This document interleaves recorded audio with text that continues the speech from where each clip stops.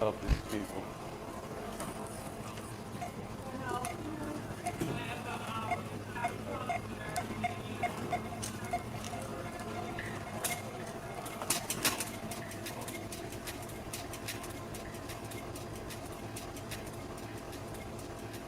Of these people.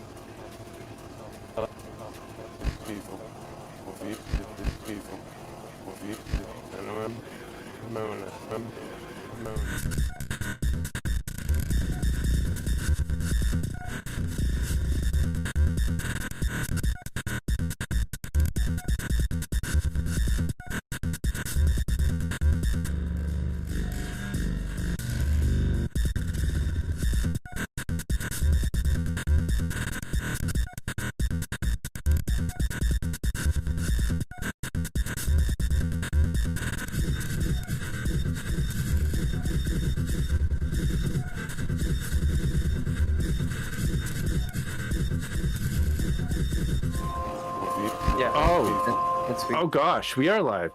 Yeah, we are live. Welcome to the Geeky Gamer Podcast. This week, I have got a lot of noises going on in my head because I don't know why. All right, that needs to stop. I'm Ken Howl, and I'm here with Bill Bunkum, and we do this podcast every Thursday at 7 p.m. Eastern time zone. 7-ish. Yeah. It's exactly 7 o'clock right now. Yeah. I'm gonna put my hands together, I think, and give a little prayer like we do at the beginning of every episode that we've ever done, and do our praise to the one true the one true God of I'm not really sure. I'm not great at this. This is a new experience. So what a way to start. bless us, oh thou in which we are standing. Anyway, this is the Geeky Gamer Podcast. I would like to thank our guest tonight, Shannon Lawrence, for being here. Super cool. We do this every week, and I would like to thank our Patreon people. So please join the Patreon, patreon.com/DreadLore. Thank you, Tim Roberts, Daniel Hulker, Nostalgic, and Natalia Cline. Couchfire Media, for some reason, decided they would do some weird shit to our opening sequence. So they did that. I don't know why they did that, but they did it. And we got Terrible Productions, whoever they are, bringing in the noise, pretty the cloud, everything, the real, because that's it. So we're here. We're live. We started. That's it. We are live. There's no more. Pod match. I feel very confident about being live right now. Very confident. Yeah. I wrote this little ditty to introduce Shannon, based off of what she's about. So, entered the shadowed realms of terror and imagination, where Shannon Lawrence, author, thrives. Her laptop leaks ichor of horror and fantasy macabre tales, steeped in dread and wonder, have ensnarled readers in over 30 anthologies and magazines, including the upcoming book Myth Stalker, Wendigo Nights. I think that's the first time I've actually ever said that, and soon to be horror breakout. This is gonna scare the shit out of you. The business of short stories, writing, submitting, publishing, and marketing. When not lost in the fevered dance of the the creation or day job, Shannon journeys through the nightmarish, untamed lands of podcasting with her podcast Mysteries, Monsters, and Mayhem. blurs the beautiful with the deadly, treacherous, and jagged insights of audio peaks whispering arcane secrets. I caught their last episode, or one of their last episodes. It was about cults. It was creepy. Yeah, And very much enjoyed it. You can find out more information about her and her books, because there's like apparently a ton of them, at the warriormuse.com. warriormuse.com. Yeah, I'm gonna have you come with me and just introduce me different places. That would be fun. Yeah. Good. Ken was like, "Hey, so I wrote an intro for her. You want to read it real quick?" And I read it and I was like, "Goddamn, dude, that is an intro. That is an introduction. Yes, Well it's done, good. Ken." I feel So like we Ken, need to step up our, our introduction game. Yeah. Ken, Absolutely. let's introduce ourselves really quick. Who are you? My name is Ken Howl, even though you probably won't find me on the internet on that name. I'm a journalist and a filmmaker and a role-playing gamer and a Geeky Gamer Podcaster and a writer and a director and a nonsense maker. And Bill, it's your turn. Yeah, I'm a big nobody. Hey, Shannon, who are you? We've had your introduction, but we want it from your perspective too. Yeah, I'd say by day, I'm a number cruncher, and then by night, I crunch everything else. But honestly, I'm all over the place. Sometimes, in terms of time, I go to bed at like 6 a.m. So that really doesn't apply. But Nice. there is no day. Yes, that is right. That's right. I wrote a lot of short stories. That's why there's so many books out there, and was having those in magazines and anthologies and all that good stuff. All mostly horror, but I've hit a few. I've done comedy. I've done mystery. I've done a little bit of sci-fi, but it was sci-fi comedy. All that good stuff. I enjoy it all. I like to get my fingers into everything, I guess. And so, thus, I also started a podcast on top of everything else, because who needs time? I don't need time. So, started out with a co-host during COVID. So, Podcasting is extra. oh, it is. I have a friend who does the Functional Nerds podcast. Yeah, he was a Hugo winner on a previous podcast he was on, and his advice was don't. When I said, "Hey, we're thinking about starting this podcast," and he said, "Don't do it," and yet I did. Do you want to throw down the name to name drop? Functional Or no? Nerds. Is So just Functional Nerds.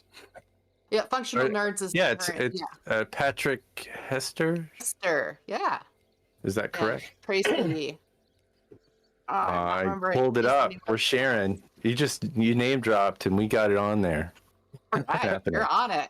Yeah. Don't fire me. That's good. 'Cause I've been on that one a couple times. So, but yeah, he was like, it takes a lot of time and a lot of work and a lot of everything. And he was right? Yeah. Do you say that you started your podcast over COVID? Mhm. Why? Boredom. So, Oh yeah. Right. before that, I was working for a local writers group, and I was putting on live events with my co-host. And suddenly, we weren't putting on live events. I had to get a crash course in Zoom real fast and figure out how to get us online and do all that. So that was an interesting learning experience. And I had started listening to My Favorite Murder, a podcast. It's a true crime podcast solely. Yeah. And I was sitting there and I said, we could do this. We were so used to hamming off each other. You know, when you're on stage, there's no editing. So we were used to that. But there is a learning curve switching to podcasting, even if you've performed live. So there's a lot of things, because you when you're on stage, you do fillers. But when you're editing a podcast, if there's an error or something, or you need a pause, you don't want fillers. You want that nice flat line to find and edit out. So little things like that. What is editing? We just were bored and we were going through withdrawal from human beings. What is editing? Yeah. What is editing? What I caught your last episode. How much effort do you put into the podcast? How much do you like? It was on cults, so do you just kind of spontaneously come up with this information to talk about, or do you kind of do research ahead of time? Because I think we're really fly by the seat of our pants right here. We do some put a lot research, in. Tons but of research. but what do you Resources. do? Because I was getting into this. I don't know why cults are fascinating. Do you think cults are scarier than monsters? I think anything human is scarier than monsters, except for human monsters. So yeah, absolutely. Because it's just cults are fascinating. Serial killers are fascinating. Those are two of my big interests in it from a psychology standpoint, because that's something I'm interested in too. So it just broken human brains, really. And Do you have a favorite cult? a favorite cult? I wouldn't say favorite. I did cover at Jonestown at one Yeah. point, Oh, yeah. and that was a big one. And I actually listened Pretty to glorious. I think they call it the death tape, but I listened to the Oh, recording shit. of him when he was live at the end, Jim Jones, because I felt like, I don't know, I wanted to experience that and listen. It's pretty horrifying. People are dying while this guy's just babbling. And yeah, I did research that and present on that, because it's disturbing. And because I like hitting things that are sayings. So I did one on the actual killing that inspired people to say going postal, for example. I did the one about my dingo ate my baby, for example, which Aussies do not like it when you joke about that. No. So of course, what Jim Jones was about drinking the Kool-Aid, which wasn't even Kool-Aid, it was Flavor-Aid. But it was no longer funny after I listened to that recording. I will tell you that, and did the research. But yeah, we do research. We each research our own piece. We don't discuss what we're doing ahead of time, so we don't have themed episodes. And the guest is free to talk about whatever they want. We always ask if you've got a story that's close to you for some reason, something you experienced personally, that's an even better story. Because that's how we started. That was one of my first episodes, was a personal story that came from a crime. So, And did you solve the crime? Or I mean, are it you was like solved.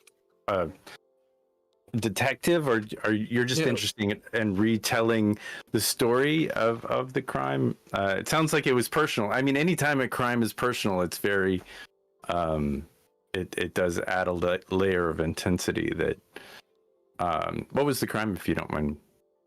Yeah, so I was in the car with my mom when a serial killer came after her. His MO was to run a woman off the road. And of course be like, oh darn, go up to exchange information or insurance information, or I can call somebody or something like that. But that was not his intention. And I was very little. I was only about 3, so I don't have a personal memory, but I grew up knowing this guy who is in Oregon State Penitentiary. It is a solved crime. He was convicted of 3 murders. There were probably more. Were you on the news? Back then, I don't think so. I don't Because think so. that story is familiar. I wonder if I'm sorry to interrupt you, but like straight up you were saying it and I was like, holy shit, I think I've heard this. I don't think that hitting a woman's car to get her off the road is terribly uncommon. There was I mean, one I do here in it, but yeah, Colorado Springs. That's how I meet women. That's right. It's true. He's got a very large vehicle. Sorry, continue. So what No, happened? no. I mean, that was my mom managed to evade him because they were out in a rural area that she knew and he didn't. He'd followed her from bigger city, Salem, in Oregon, and she got enough ahead of him at one point that she was able to get off the road into somebody's driveway and hide and shut down her car. So that is how she evaded him. And I think his next murder was of a pizza delivery girl. Wow. Not the one he was aiming for, by the way, but one just happened to be working that night when they asked for the other one. That was the intentional kill. But she had known his older sister, when they were kids, and he'd spotted dang. her leaving work, and that's how all of that started. Wow, what a piece of shit. Oh, looks yeah, like he there's a was- number, but yeah, I mean, Awful. yeah. Or you could just go to a Trump rally or something. Oh god. Meet the same guy. Oh, I'm sorry. No politics. We don't talk politics on the show. Ken You know, that's what we say on our podcast loves- too, but it leaks, doesn't it? It leaks. loves it. Oh, he loves it. I'm just kidding. Golly. Gotta So, go protest in Charlottesville. It's terrible. what's the what to personal do. crime we got down? Awesome. I've got a few questions, actually, but I met. yeah, Ken, continue. I met the closest to a serial killer I was to Jeffrey Dahmer, and I met and interviewed the police officer, the arresting police officer, and that guy was a trip. Bummer I or just the wanted to- officer? The officer, the guy that arrested and stood by the door. I mean, I don't know if you've spent any time following up on Jeffrey Dahmer. I watched the show. It was pretty good. I mean, terrible. It was all terrible, but it was fascinating. And the way that the police officer, I can't remember his name off the top of my head, but the way he tells the story, it was just an intensely wild night. Whatever dysfunction goes into the action of someone who does that sort of thing, it's really incredible. Like there was a show Mind Hunter or something like that was really interesting, or it was like early days FBI or CIA. I'm really bad at recalling things, but like what makes a serial killer do what they do is certainly terrifying. Yeah, To say the least. So Mindhunter is by John Douglas, and I know that because I got into those books by him when I got into serial killers as a teenager, which sprung from the whole we were in a car when what? So obviously as a teenager, that's really when people get into it anyway, but I kind of had that double reason. But it might interest you that on our episode that will be airing on March 15th, our guest was Pete Klismet. And he's a retired FBI profiler. So John Douglas is with the FBI, and he was taught by John Douglas. He went through the first class of that they created to train profilers and that. So it was an interesting conversation. He went over his first murder that he solved once he took that on. And did you say, have you solved any murders? Oh, I haven't solved anything. No, I will say I'm neither a crime solver nor a journalist. So I make it very clear on that podcast. I am not a journalist. I'm doing research on it, but I'm not interviewing, anybody, save a guest that we might have on. But it's fascinating and compelling to tell a story. I have a tendency to railroad Bill sometimes. So I was going to say something, but I will. No, please do. I'm eating a donut. I feel like we can transition a little bit into set and setting, and we kind of discuss this a little bit. But so humans, scariest monster, scarier than like reality is scarier than fiction. So. What do you think that makes that set and setting, that reality, more scary? Or if you could maybe pick out what creates a scary monster, human or not, to you? is that to me or to Bill? To you. He doesn't care what I have to say. You're skipping railroading. I speak over Bill all the time. Like, what? Right. Where do you find your monsters? I mean, you've written a number of books. I presume are they? And I haven't read any of them, so I've not gotten too deep in what they are. But I would like to know, like, are there monsters in your books? And if so, like what makes them scary? I have a mix. I do have human monsters, and that tends to be more psychological horror, of course. And I think really what that plays up is, for example, an early story I wrote that I had published was Know Thy Neighbor. And it was inspired by, I used to go on many more, but I'm a late night walker. I go out in the middle of the night. I don't have a consistent time, so nobody stalking me can use that against me. But right. I only go out during the day. I am never out at night. That's right. But I don't want to run into people, so there we go. But there's always things that'll happen in the middle of the night and walking around. I live in Colorado Springs, so there's nothing flat here.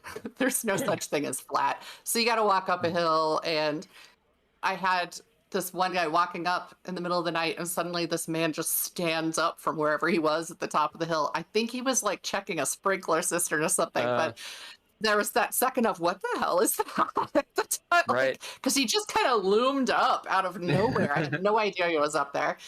And then another time I got accosted by a neighbor who I guess thought I was, I don't know, casing the neighborhood or something. So all these little things. And the whole thing is she runs into this neighbor and she kind of knows him on sight, and she sees him as friendly, and so he's harmless. And of course he's not harmless. So it's not really a spoiler. That's because things happen, and I won't spoil that. But stuff like that, it's the fact humans are scary, human monsters, because you can't look at somebody and know they're a human monster. Some of the more notorious criminals, serial killers, I mean, Ted Bundy's always the example, but honestly, Jeffrey Dahmer, do you know how many people still go, oh, he's good looking, he was a good looking guy, he looked harmless, he seemed harmless, he was absolutely the opposite of harmless. And so that, I think, is really what scares people and what to play off of in those stories is like you're the fear of the unknown. Well, yeah, and there was a story something that can be safe, where there was a kid or a young person where they had escaped from Jeffrey Dahmer, and the police brought him back to him. Brought him back. That one kills me. Yeah. Okay. So it's about the scariest thing that a person can do. So yeah, it's disturbing. So is there the violence in your books? Is it kind of, or is it what kind of violence is emotional, or is it physical, or is it suspense? I translate. Yeah, thank you. That is also a mix, and I will say that's because my books are collections of short stories for the most part. The new one is not; it's a novel. But so I get to play with so many different things. That's the beauty of writing short fiction, is that it's less of a time investment, and you get to just do so many things.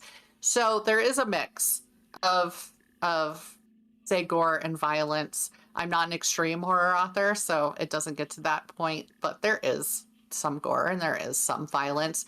And then sometimes it's purely psychological. So I've got Blue Sledge Blues is one of the ones I'm asked about the most. And it's the name of, I use that as the title story in one of the collections. It gets Blue Sledge Blues and Other Abominations. And it involves a porta potty type thing, one of those rest area toilets with the hole in the ground. That looks like a fun place to go right there. Yeah. Make that cover. My husband designs my covers, and he did that one for me. And that one obviously has gore and it has violence. And I set out doing it. It started out as just an exercise in like, what squick words can I put in here? Because people hate the word moist. So that's an obvious one. I was like, what could I do if I tried to write a story with some squick words in it? And then it just kind of went where it went. But so they're called squick words? Oh no, that's just me. I'm just making that up. Oh, it's good. That's a good. That's a good coined term. I like that. A squick word. Words, right? So it's sort of an onomatopoeia style. Like it makes it's the mouth sound stuff, man. Squidward. Yeah. Yeah, and so reading that one, I like to read that one if I'm at an actual horror crowd, versus, just some poor innocents at whatever other author reading there is. If I know I'm in a group that's really into horror, then I'll read that one. And that one is so fun to read out loud because everybody's reacting live when you're saying everything. Yeah. So. Whoa. That's the best I can do for that answer. I've got a point of potential contention, which is my bread and my butter.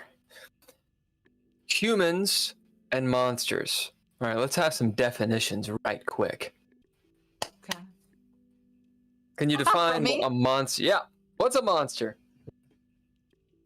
Now, see, if you're talking about a human monster, it's somebody who we consider depraved, crazy, harmful to other people. And then if you're talking, that's where it really gets stretched, is a monster that's not human in a movie or a book or a story tends to be the other, right? It just tends to be a creature that's different than us. That can be a completely different thing in fantasy, where something like that wouldn't be considered necessarily a threat. And then in horror, though, it's usually going to be a threat unless that's the twist. But yeah, so I feel like it's a big representation of the other. Is there a difference, and if so, what is that? Like, I know you just gave two different definitions, but I think that's actually the same thing. And what I'm pushing into is what is actually different. Well, if we're talking horror, so I'm just going to go there instead of talking about fantasy creatures or something. I mean, if we're going there, it's a threat. It's something different from ourselves, and that would make a human monster and a monster the same thing, wouldn't it? It's a threat, and it's something different from us. I think that Uncanny Valley can come into play, and something that looks like us and is a threat. That's why that freaks us out. I mean, that's a biological caveman imperative right there. Right. Like what? Did you see that movie Ex Machina, or Ex Machina, as some people? Yeah, it's been a while, but yeah, I did see it. That movie fucked with me, man. Like hardcore. I think it's supposed to fuck with you because you're seeing this thing that is absolutely not human, but it has a human face, right? Yeah. Well, and going even further with that, though, even if you humanize something and don't give it a human face, it gets to you. And I'll bring up, say, Christine or Cujo by Stephen King, either of those. I mean, we've got a dog, and I feel bad for the dog like the whole way through. And I also, though, here's my thing with that, and this is why I connected to Ex Machina. Like, I felt for the car, Christine. Christine has emotions in that story, pretty much, right? Like, suddenly this car is humanized in this weird way, and so it's a step off from Uncanny Valley, but it's still enough that I'm like, listen, she's just defending her man. So H.P. Lovecraft, not that I really like H.P. Lovecraft's writing. As a person, he's a piece of shit, but I do like his writing. And it seemed like and if you disagree, please tell me. It seemed like he wrote a lot about the idea of the fear of the unknown. Is that something that you resonate with? Is it something you use? Is it totally different? Go. Yeah, fear of the unknown is huge because that's our lives, though. That's us not knowing what's going to hit us at any given moment, not knowing if we walk around a corner, what can happen to us. I think that absolutely resonates, and that's something to use. It's why I don't set many stories somewhere where people won't necessarily find themselves on a regular day. Because that's excuse me, if that's something like, say, if you're going to the grocery store, you feel like this is a normal, everyday, mundane thing and you're safe. What if it isn't? So it's really about asking that question. What if this normal thing that I do every day that I have no fear of, suddenly there's a reason I should fear it? Yeah, I'm in an acting class out here, and I write some, and I'm attempting to write up this one scene, and I was sitting there trying to figure out, I had all these ideas, but the thought came up, what's the setting? My initial idea was a film noir, because it's just kind of cool and iconic and all these things, and a private eye, et cetera, et cetera. But I was sitting there thinking, I'm not a private eye, and I've never lived in the 1920s. What the fuck am I talking about, right? And Yeah. I had this sort of mental game of, so how do you build out the setting? Obviously, putting someone in that sort of Dick Tracy, whatever. I know that's like later. I'm trying to think of the Star Trek, the Next Generation. What is it that Picard is always? He always goes into. Oh, it's I'm not a holodeck. I'm losing my Star Trek card here. Yeah, you are. Oh, but I don't remember either. It's Dixon, something like that. Oh, Anyway, whatever. The point is, it's fun because you're like, oh, it's private eyes, or let's say you're going into horror. Oh, it's monsters and sort of these iconic things. But how do you choose, right? Like to do the mundane, to do something that's more iconic. You've written a lot. How do you do this? Yeah. It depends on the story and what you're trying to speak to, that then you analyze. So if what I'm trying to get to in a specific story is this could happen to you anywhere, then that's going to tell me what I need to do with my setting. If it needs to be that the setting is kind of a character of its own, right? If you've gone to a haunted, that's a character in a way. And if you need that to play it up and to increase that suspense, or for it to play that big a part, then that's when you need to make sure that you've got that right setting. I've got, the middle of the woods is a big one for people. People feel unsafe in the woods. I love the woods, but a lot of people feel unsafe in the woods. So that's another one of those settings where it could be bright and sunny and you can see the blue sky through the green canopy, or there can be bare reaching branches. However you switch that up is going to describe that setting character. Now, what about the voice that you're using and the verbiage? So, yeah, I mean, a lot of these things are just, I will say I'm a pantser, or as they now call it, a discovery writer. So I really don't go in planning anything heavily. I don't go in with a plot predetermined. It just kind of flows with what's working with the mood at the time, whatever inspired me.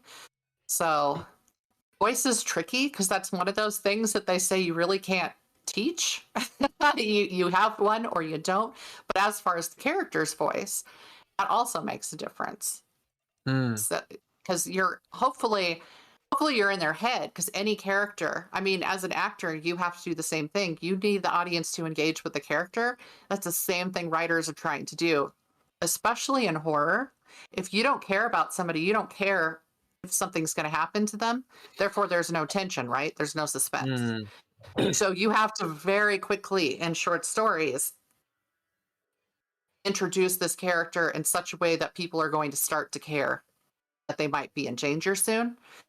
So that's kind of a tricky thing on its own, but there are little ways of making that happen. So I would think that would kind of help be something with acting too. Yeah, I was gonna say, go on, Ken. I was just gonna setting is so important, and like in a horror movie or in a book, I would imagine as well, having that setting not breaking away or breaking out of the seriousness of what's happening is so difficult. I would imagine on a page it's easier than, you're watching a film and an hour and a half in, you see the monster and it's totally revealing and the monster's bad, and then you're not scared anymore. So whereas if in a book or something like that, you have a lot more build, and I think you kind of spoke to this before with the words that you chose, and a lot of the imagery. Are you telling these stories that you write from? Are they first person? Do you get into the head of the killers? Do you try to tell their story ever? That's another. It depends on the story. So again, I like actually have the more blue, than 50 short stories out. with the So how many short stories are in the Blue Sludge Blues and other abominations? It's how many? Like I'd say probably about in the 13 or so range. okay, so if we 13 to picked 15. one of the stories, and I don't unfortunately don't have one, but where with a striking character in it, like is like where can you pick one of the story and maybe speak to where you're telling the story from? Where are we hearing it from? Like, Could you read your book real? Yeah. just read it. Oh, look at this. And grab Could the you book. just read this book? I don't know, something that stands out. I don't know. So I do have one. I've done one from the killer's point of view that was just a flash piece, Mm-hmm. and by flash, that's less than, it's just a few hundred words. It's a story told in a few hundred words, and done that in his head stalking somebody, and the tension is built from you're aware of who he's stalking, you're seeing them through his eyes, you're starting to worry about this person, and part of what I played up with him was just his detachment from worrying about her, from being concerned about her as a human, and his excitement at what he's about to do. So, and for the life of me, I can't remember the title of it. I eventually that becomes I harder. know what that's like. I've worked on a lot of productions. I absolutely feel you. I can't remember everybody I've worked with or all the films that I worked on, so I get it. You do reach a point where you're like, okay. Yeah, but getting into that mindset as a writer, I mean, what was striking to you? What did you feel while telling their story? Nothing. That was something where I wanted to. So, I've said I'm interested in serial killers, and to be clear, I don't hold them in high regard or anything like that. I don't believe in Let's hope putting not. them on a pit, but there are people who do. That's the scary thing. And they're like, that's harmless. Well, okay, but I do not hold them, and that I'm not putting them on a pedestal. What I'm interested in is how a person can be like that. How can they think the way they think? How can they completely dehumanize another human being? And just look at them as a receptacle and something to do whatever they want to do to, a tool, something like that.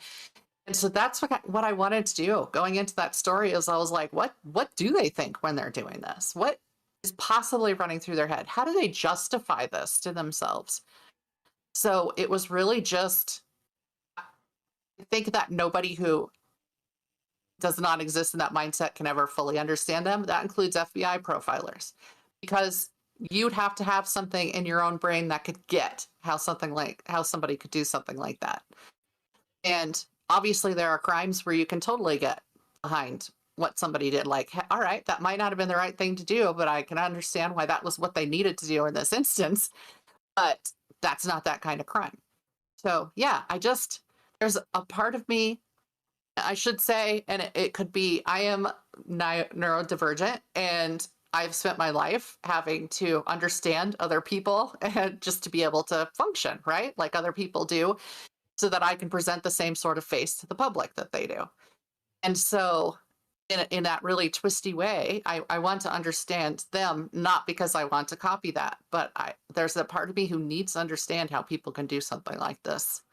And because at some point, maybe it can become less horrific, but it can't. And that's plain and simple. It will never be less horrific, what they're doing. I was thinking, I don't know why I was thinking about this, but I was. The idea of, stories, monsters, putting oneself in another's shoes. There's this idea, that a monster is the other. Okay, let me ellipsis that really fast. Science fiction, which is not what we're talking about, but we could. Science fiction has a lot of horror in it. Someone described, I think it was my brother, described to me once what science fiction, in his opinion, what it was. And this was his definition. Well, I'm going to tell, do I want to ask you, what is your definitions of science fiction really quick? We'll do that. Science fiction. Yeah, I'll get to a point really fast, but I mean, it's gonna bearing in take forever. mind that I don't Yep. write much of it or anything. I don't So either. growing up, science fiction, well, I was going to say it involves science in it. It tends to be, but the problem is that I tend to watch for science fiction a lot of stuff that involves space, right? That's Yeah, where like I what? tend to go, but that is not the full definition of science fiction. No. So somehow anything with space has kind of been wrapped in there because we view that as science, but so is going under the ocean. Right. Right. Like the Nautilus and such. Yeah. So anything having to do with something that we see as scientific aspects tends to be science fiction. I'm sure that I'm going to think of like something that counters slew. that. But yes. But in general, I would say that approaches it, which is interesting in the writing community and the sci-fi writing community. So there's an overarching speculative fiction, right? And that's fantasy, science fiction. And for whatever reason, horror has been lumped into that and is a little bit different. But couldn't you see horror as if you've got it's certainly a speculation. monster, like not a monster like human monster, but like a alien monster, or that there's a technology like Freddy or a ghost or something like that from beyond the realms. Yeah. So I mean, I get why it's there. It's just that horror tends to go to a con, whereas living on the outskirts of it. Because it's kind of two different groups of audiences sometimes, or people. So, but in writing circles, there's a lot of argument over, because there are people who are, we'll say traditionalists, who want hard science in all their sci-fi. And that is why I kind of struggle to have a definition, because a lot of people don't feel hard science has to be involved. And I think a lot of sci-fi doesn't have hard science in it. I mean, Terminator has science, but is it hard science? Do they ever actually say how anything really truly scientifically happened in a process? I mean, we get the origin because they go back in Terminator 2, but I wouldn't call it hard science fiction. So the definition, I don't know if it's my brother or not, told me, I remembered it for this reason. It kind of threw me. They were like, science fiction is about humans. And I was like, okay, that's sort of a non-statement, right? Because everything is about humans. And he's like, no. What science fiction is doing is it's using the other to talk about humans. So whether you're doing hard science or soft science or whatever it is, the idea is always, for example, in Star Trek, the aliens are actually just humans. They're aspects of humanity. And this could be argued. It's a contentious statement. However, I do agree with it. And I'm going back into my monster mindset thing about how could a normal person put themselves in the shoe of another normal person, or an abnormal person, or what do you want to call it? Everything that's been created has been done by humans, right? There's nothing that's non-human when it comes to these thoughts and these stories and monsters and these ideas. It's all human, right? There's an argument that could potentially be made that it's impossible for us to fathom something that is not human, because we are human. Thoughts? I mean, yeah, everything, any sort of fictional anything is being created from a human brain, period, right? And it's being created for the consumption by human brains. And just look at, what do we constantly do? We personify, right? Even animals. I already threw out Cujo and Christine, but we personify them to have a better understanding of them. How many people with pets haven't somehow personified or humanized their pets? They talk to their pets. They ascribe human emotions to their pets. And that's just how we as humans deal with life, I think. And we don't know how to look at anything any other way. And then we have these people who are divergent in that they don't even view other humans as human a lot of the time, right? Isn't that wild? Yeah. And we have this idea that that's a good or a bad thing or whatever. Right. Which is in and of itself something to dig down into. Surely there's a science fiction that does. I would say Brave New World. I would call it science fiction, and I would say that it does. Absolutely. The idea of othering. I mean, you're looking at people and they have uses. They have their place in society, and the rules are different once you do that, right? Yeah, and we have stuff like tribalism where we bunch into these little groups. I mean, we can use the simpler word of clique, but we bunch into these groups in this kind of self-preservation, lifting way, right? And by doing that, though, we create an other and we ascribe negative things to them and positive things to ourselves. And the only thing I can get from that is that it's self-protective, right? In some way, shape, or form. And so, yeah, I mean, we are also doing that to people all the time. And I don't want to go deep into politics and all of that. But we see that in politics a lot, especially right now, the dehumanizing of somebody who doesn't agree with you about it. And that's reaching really a peak. So we do it everywhere is what I'm saying. There's, I don't know if this is because I have not read. Sorry, I'm giving you like the middle thought, not the beginning of the thought.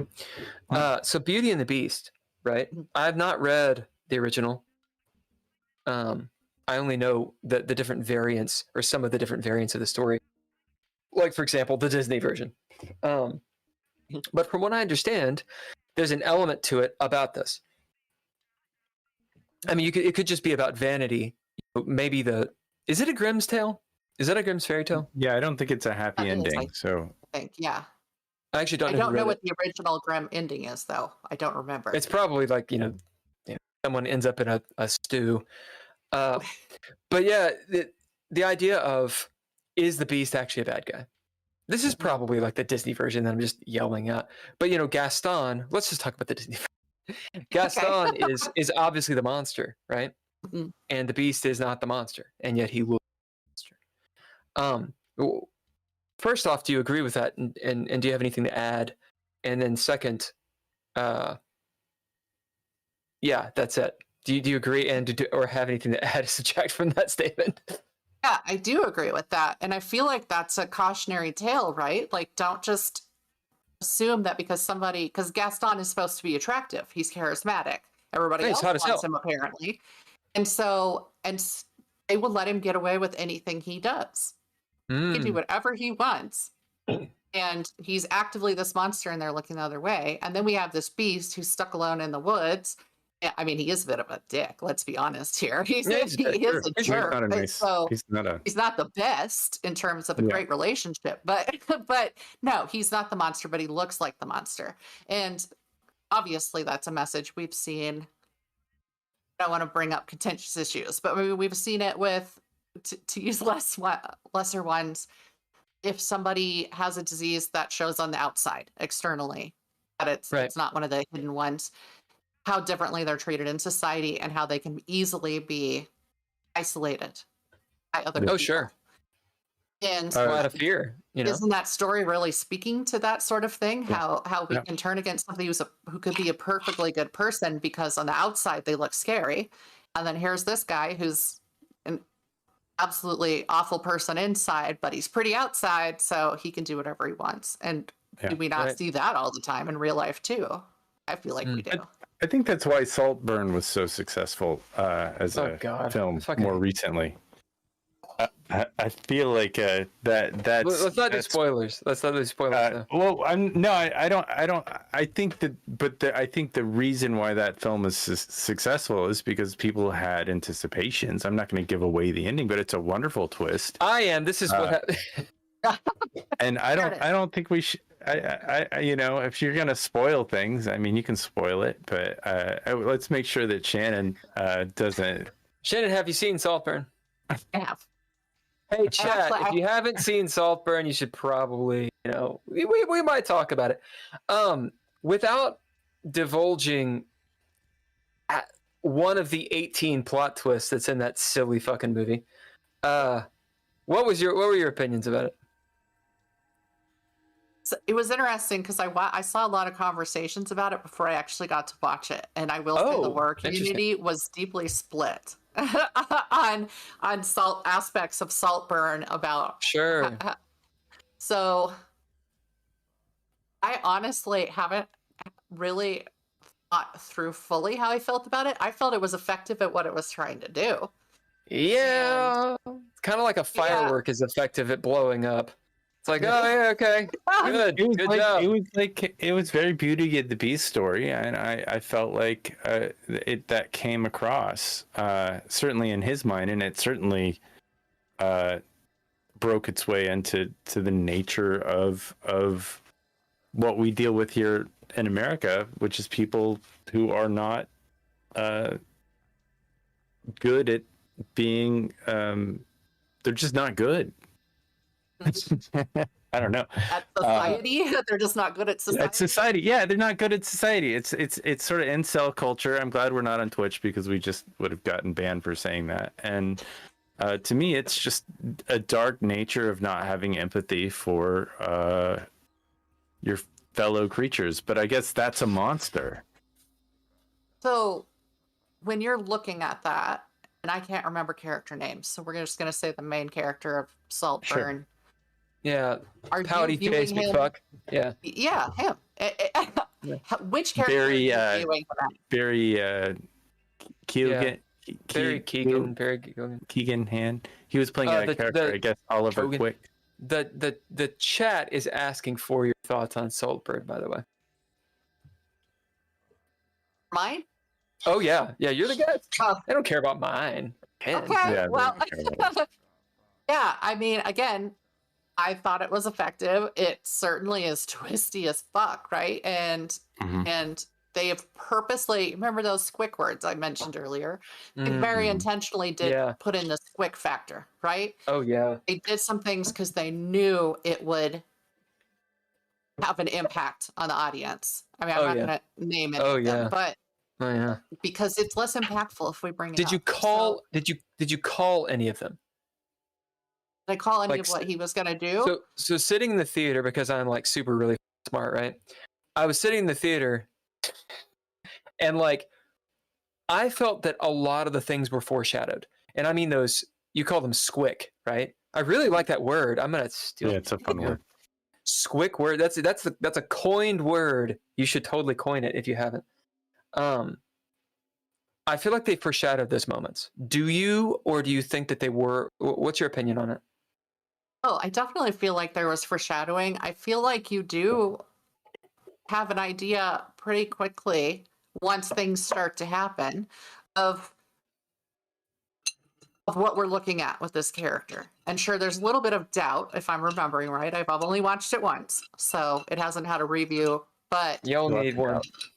I definitely think it's a movie you need to watch more than once. You watch it once, you get hit, you get slapped around a bit, right? That's what that first viewing is for, is to get in the face. And Like then I've been to a funeral before. I understand what happens. I mean, that's this part of it. I've been to those funerals. That's what you do. It's what you do. All right. Okay, I'm taking your word for it. I've never been at the site where they've done it. I was like, get in there, man. Yeah, they put the fun in funerals. That's The fun at funerals. There you go. That's another Favorite one. part of the movie. What was your favorite part of the movie? Without going into the detail about like exactly I'm what just happens. going to say in general, I like how twisty it was. I like how they pulled off the twists and that it kind of keeps happening. And then we'll just say some of the stuff he did was so kind of reprehensible or repulsive to people that there were things near the end that I was like, oh, that's not nearly as bad as I thought you would do. Did you have that same at the end? Like, I was waiting for something to happen in at least one scene at the end, like, oh God, oh don't. No, I lost my faith. I lost my faith in the movie. About 3/4 of the way through, I was like, oh, okay.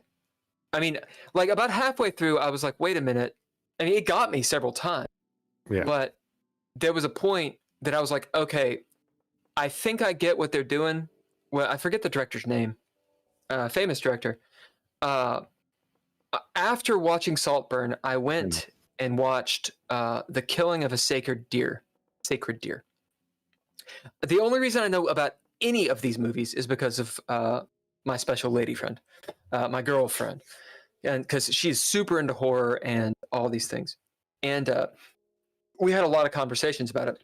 My point, The Killing of a Sacred Deer, in my opinion, my humble opinion, far superior of a movie in literally every aspect. And I hadn't seen it before. The long and the short of it is, the movie in and of itself is attempting, like, as an object, the movie is a sour pill. The experience of the movie, right? And it's going meta in certain ways. Like there's in that movie, The Killing of a Sacred Deer, there's a point maybe 20 minutes in, I looked over and I was like, you've got Colin Farrell, Nicole Kidman, like the Barry, whatever the fuck his name is, all these people who are amazing actors. What is going on with this dialogue? It sucks. And she kind of smiled at me and I was like, oh, the whole time you're supposed to be sitting there getting uncomfortable. Yeah. I mean, it's masterful. It's kind of, there's beauty to it, right? And so that's, boom, just kind of messing with your head there. And that's, and I don't think art. They did in Saltburn. I don't think they got it. The very last scene was my favorite part. I didn't feel like it either.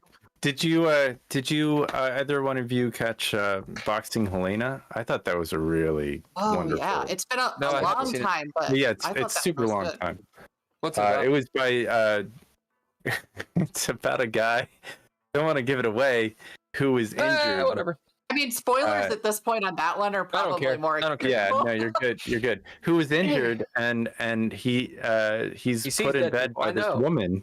He's put in bed by this woman, and she's supposedly taking care of him. And like as it goes on, she's removing body parts, she's making his world smaller. Oh no! Oh no! And I think there's a lot of meaning behind what the body part remover, and it's a heady thing. It's not grotesque necessarily, but it's kind of like, have you ever been set on by a person? So this is horror, right? Yeah, well, it's not scary, but it's scary. It's psychological, kind of like psychological horror. And this is the kind of shit that if I were to say what is pure horror, Shannon, please save me from myself here. Oh no.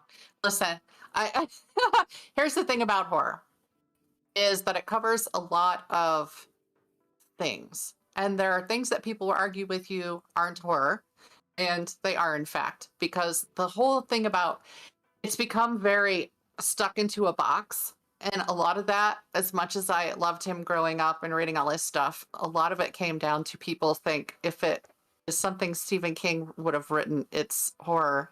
And if it's not, it's not. And there was a debate on a horror thing the other day. I'm probably going to get totally sidetracked on this. On a horror site the other day where somebody did a questionnaire, basically. And they were like, if a movie doesn't have vampires or zombies, is it even horror? And the high percentage of people that said no is absolutely insane. And my thing is, again, psychological horror, there'll be a lot of people who say, no, that's a psychological thriller, and you have a fine line. But the fact is that horror is alive in all kinds of genres. We see it all the time in other things.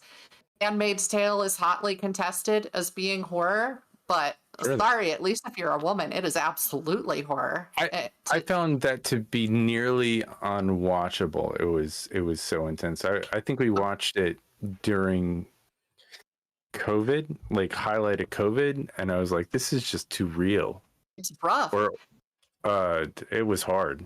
It was a hard watch. Thing is, she took real life instances. So we'll say, for example, Iran, and how women went. If have you ever seen the pictures of when women were politicians and in positions of power? They're wearing what we as Americans would consider everyday clothing, and how that was all taken away from them. Atwood researched the places this had really happened. And so if you read the book, it is absolutely intense because the way she makes it happen. And a lot of us women are thinking, oh shit, right now. So look how easily it could happen if you have enough people with the right or wrong mindset to take everything away. So what genre is that?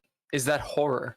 It depends who you ask. I feel it as aspects of horror at the very least. And it is on, I read it because it was on the top 100 horror list put out by a magazine. So Sure. absolutely people who think it's horror. I think it's horror, but there's a lot of people that don't. They can't just consider it. We don't care about them. We care about your opinion. I don't, but they can, yeah, it's absolutely horror, and It's got very real it's violence terrifying in and it. how insidious it is. Yeah. In the way it happens. So I just feel a lot of things have at the very least horror aspects, even if people don't want to agree they're horror. So really the definition as it comes down is that it elicits these negative emotions from you. So, and repulsion is one of those. That's why gore is a go-to in horror sometimes as well, because that has elicited this sense of repulsion in you. It's getting an emotional reaction, a negative emotional reaction from you. But there's fear, there's terror, and there's repulsion, and there's kind of like a little hot list of things like those words that can make up horror. But what it is it's supposed to kind of grab that reptile brain of yours and touch something subconscious that reaches your concerns. Well, it's So, the gore is clearly the cartoon, and Handmaid's Tale drama. That is the horror that gets you where it hurts. So it's like if you put Texas Chainsaw Massacre up against the Handmaid's Tale, there's nothing in Texas Chainsaw Massacre that really gets me. It's like it's loud, it's over the top. I know we're talking. Well, you're from Kentucky. I mean, it's kind of every. I mean, it gets me, but we're almost immune to it. It gets you in a different way, right? I mean, you go in there and you're going to have this crazy thrill ride, basically. Yeah, it's a roller coaster of mayhem and chainsaws. Yeah. I guess my point is like when you're writing, you don't have explosions and stuff like that. So set and setting is really important for horror to me, before you start breaking that fourth wall, which, Texas Chainsaw Massacre, I think probably goes down that road pretty deeply. I haven't seen much of them. I don't know the plot or the other than it's close. The plot. But I presume the plot. I mean, I don't think there are a lot of twists in that one. So there aren't. And it plays up on kind of thing I try and stay away from myself, because I feel like it's kind of punching down sometimes when we do the scary hillbilly or scary redneck. Like, we're talking about people who are usually kind of disadvantaged but ignored for being disadvantaged in a way from other people. Both Ken and I are hillbillies. It's perfectly fine. It's true. And you're okay with that. That's good. Yeah. Real quick, could you define? I'm being a little obtuse here. Could you define punching down really fast? Punching down. So yeah, people who are at a disadvantage as compared to the people mocking them, I would say. Oh, I see. Okay. If I'm a middle class individual and I'm making fun of somebody who is typically poor, right, living in poverty, maybe undereducated, that sort of thing, I consider that punching down a bit. I do. I would argue the middle class is living in poverty. But well, I will agree with you there, but I have a kid college bound next year, and I'm like, how does anybody do that? So to not risk getting a little political. Yeah, you're talking about people who are undereducated, but we're in a time now where that is a very real thing, where there's a lot of undereducated people and there's a lot of power behind that. So it's just like, and there's a flipped script saying, don't go to college, get a job, become a welder. Well, don't go to college. It's useless, right? Yeah. Don't go to college. Don't go into debt, work with your hands, do something, Yeah, which might that be is a trade. completely flipping that, right? We're kind of seeing the rise of a certain subset of, I guess, hillbillies, we'll say. And then that means it's not punching down. So, but also, aren't we making fewer of those stories now? Which, because I'm just thinking they all seem to come out at the same time, and like Wrong Turn comes to mind.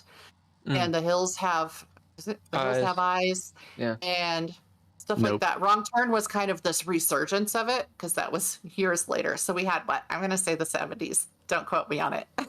Where we have the Hills Have Eyes. It looks like it's in the 70s. Yeah, and Texas Chainsaw Massacre and stuff like that. And I would love, like, this is definitely not something I could do in this conversation, but yeah, I would want to see why did those types of movies start happening at one time? And I'm sure books were matching up with that. They tend to precede the movies.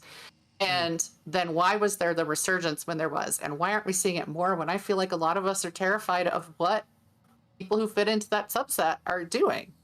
Like, how delayed is that reaction, I guess, is my question for that. That's interesting. It's interesting. And well, the thing is that it like you said, it plays on a trope. And I think that people are, it's hard to put things in context. That's why it's so important to do so, right? We've been putting things in context for a very short amount of time. Because, you know, like back in the day, isn't that long ago?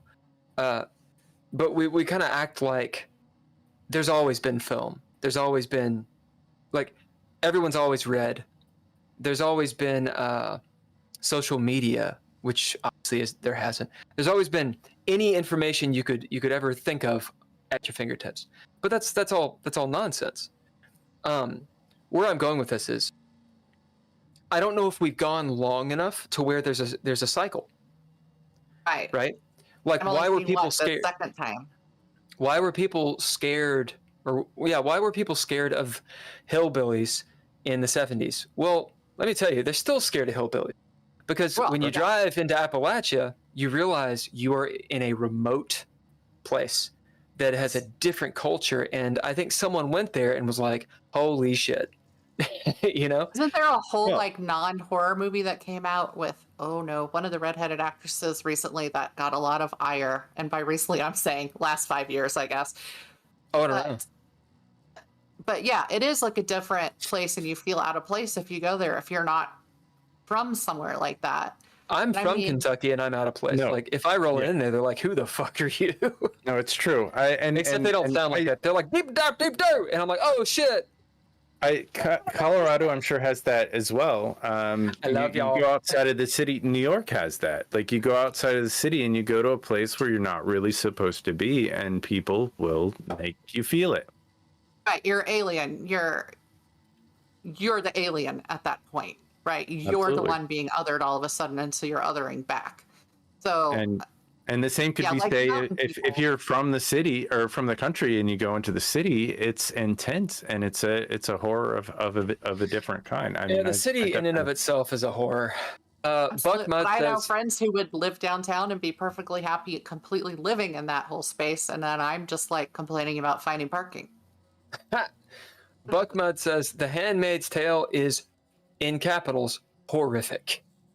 It is awesome. Horrific. Good. No, I've had arguments with people about it. So like, and yes, my arguments have so far all been males telling me that it's not horror, and I'm like, cool. Like, I want you to read it again and think about your mom being in that situation, and then tell me again it's not horror. I guess. I don't know how else to get it through.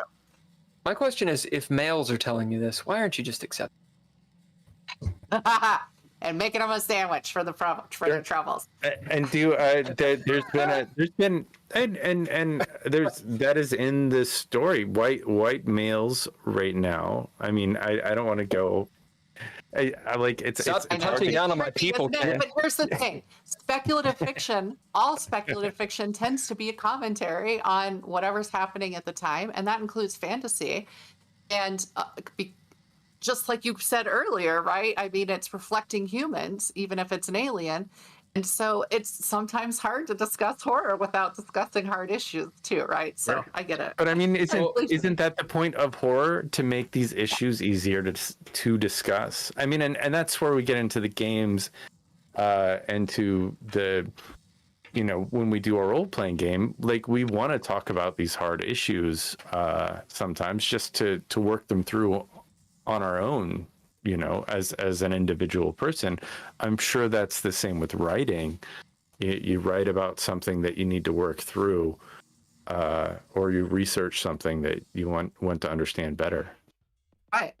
No, and that's true. And it's interesting because there's a lot of people feeling like they're being beat about the head. And I've seen movies or read books where I was like, yo, like, I know that there's always going to be messages in here, but could you bury it a little bit so that there's some entertainment too? And like, this isn't unpopular. A lot of people are split. Like, It Follows, I felt like I was being smacked around with a message, and I was like, I get it. But so there's always something like that. And for some people, it was amazing. And to them, it was telling the message just right. And we're all different. So I'm not going to hold it against somebody. Yeah, but people can be wrong is the thing.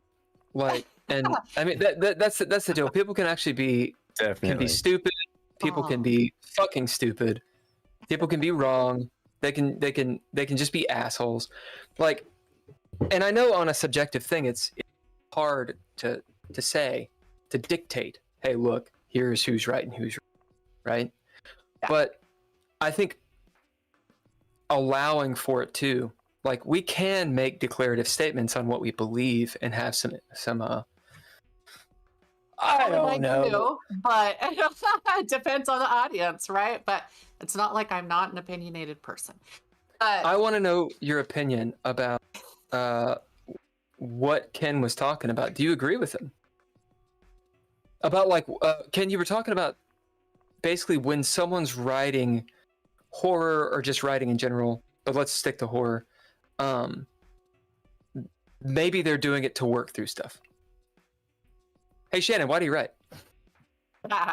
It's not always to work through stuff, but it can be, right?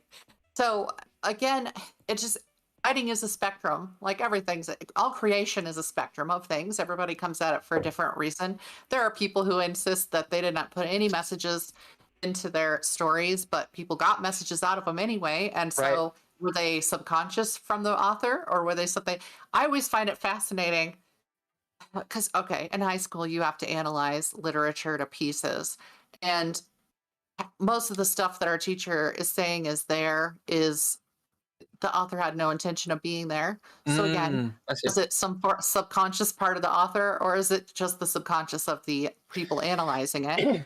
I aced lit once I figured out if I just bullshitted my way through and made up the most ridiculous things about what this piece was about. They were like, excellent. Yes, you really broke that apart. And I'm like, it was great fun. I actually enjoyed doing it, but I was really making something up at that point, just deriving it from whatever I was reading.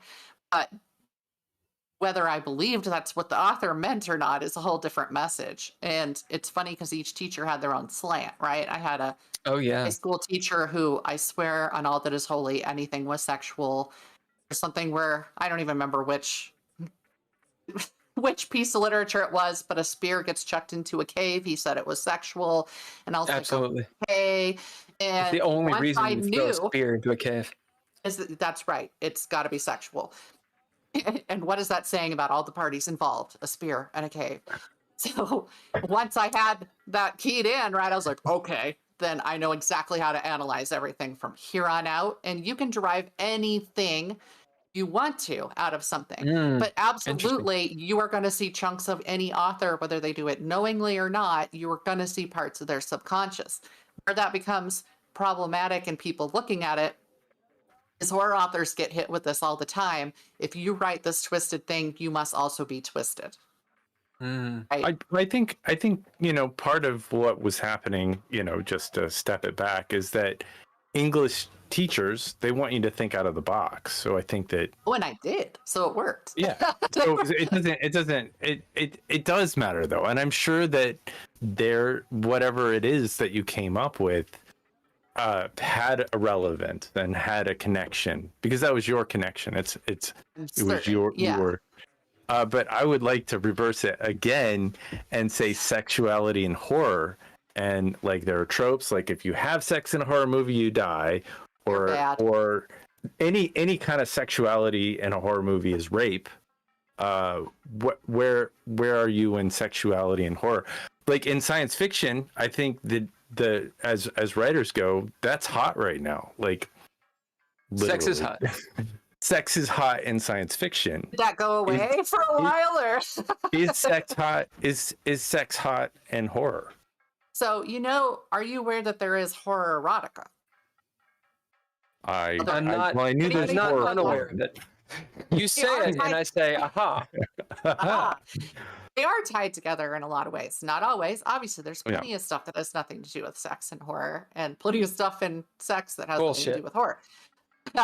All right. Well, but I think that the big part of why they can be tied together so much is, again, what is horror doing? It's aiming for emotions. It's aiming for subconscious reactions. It's aiming for your lizard brain, again, not to abuse that. So it's trying to reach that part of you that you try and hide away from the world, that you push down, that you explain away. It's all of those things. It's trying to touch that. And so is, now I'm using touch a lot, and we're talking about sex, but it's not yet. Caress, please. In terms, I mean, fear and passion, those things can be very easily wound together. And if you look at the way the body responds to things in terms of what starts working and what your brain is doing and what chemicals it's flushing through your body, a lot of those are going to be the same between those two. So, and then of course they're just, do you guys ever watch, if you have Shudder, Joe Bob Briggs' Last Drive-In? I don't. Ooh. That sounds familiar. I don't have Shudder, but that sounds familiar. Tell us about it. He used to do it on different channels and stuff too, way back in the day, and he's been revived on Shudder. And his whole thing is he brings movies that you would have expected to see at the drive-in. So, it doesn't necessarily have to be horror, but it has to be in kind of that family of things that would have been shown. And then he has commentary on it. So I'd like it. Of that's course. cool. I learn all kinds of things. And what's it called again? Joe Bob Briggs' Last Drive-In. And he does specials for holidays, and then in the summer he has it every week on there. Some people sign up for Shudder solely for that show and then cancel when he's done. What show? What was the last movie you saw at the drive-in? And do you like the band at the drive-in? We still have one in Pueblo, Colorado. It's about 40 minutes south of where I live, and it has been a few years now since I went. We used to, even when my kids were little, we were still going. So I don't know the last one, but the timing, trying to think of what the timing was around when we last went. Well, it was probably about 10 years ago or so. And they were getting everything. They'd have one screen with kids' movies.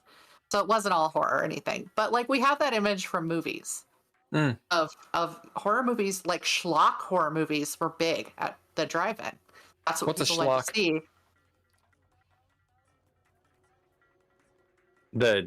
It came from outer space, or Yes. It was that like fun, ridiculous horror. Yeah. We really don't make anymore much. So Thriller. I think that's how it starts, right? For sure. Yeah, at the drive-in, aren't they? Yeah, I want to say Michael Jackson's Thriller starts at the drive-in. I think so. And I think it's a horror movie. Yes. So the last memory that I have of one, I think I was a kid. We drove up and there was like this huge, like it was a speaker, but it almost looked like a microphone. And you hung that on the thing, and it was like on a post. It was forever ago. I remember being a kid and being like, "This sucks." The sound is all scratchy. A cinema's way better than this. I think the last one I went, like they had a radio channel or two, and they would just broadcast it on the radio. The last film I saw, and it was when it was new, was Naked Gun. I believe. And They're remaking that apparently. Are they? Yeah. What were we saying, Shannon? Oh, sorry. I think that was what would that be? Early 90s? Oh man, early 90s. I don't know. What was the dude's name? It's not Lawrence. Leslie. It's Yeah, Nielsen. Leslie Nielsen. Yeah, so they're remaking it, I think, with Liam Neeson. Another L name. Fuck. Yeah, Really? Leslie Okay. Nielsen. Yeah. I do remember, and this wasn't the last one I saw, seeing Arachnophobia at the drive-in because my mom is arachnophobic, so that was a hell of an experience, let me tell you. You didn't know what was playing that night. So that went so bad. So I have several questions. We'll see if Ken lets me get through them. Nope. So, true crime. How awful do I want to be? You probably know where I'm going to go with this. You probably know where I'm going to go with this. Maybe you do. I'm a white man. I suppose. I'm a heterosexual white man. I think that's Right in What's that up? age range. What's up with women into true crime? Now, first of all, caveat. It's not first of all. Second of all, caveat. I'm into it too, obviously. However, there is a stereotype that people of the millennial era, I don't know how old you are, I'm not going to ask, although I'm passive-aggressively saying, of the millennial era are into true crime. So dispel these stereotypes or go into the... Go. Tell us. Right. Here's the thing. It is a stereotype probably for a good reason. And people discuss it. I'm not a millennial. So... Oh, you're not? You're not? I have no problem with I'm a Gen Xer. So Oh, yeah. okay. There's only one millennial on here, and it's that guy. that guy right there. Yeah. My siblings are all millennials. So I I'm see. the oldest of 5, and there was a gap, and I see. I understand.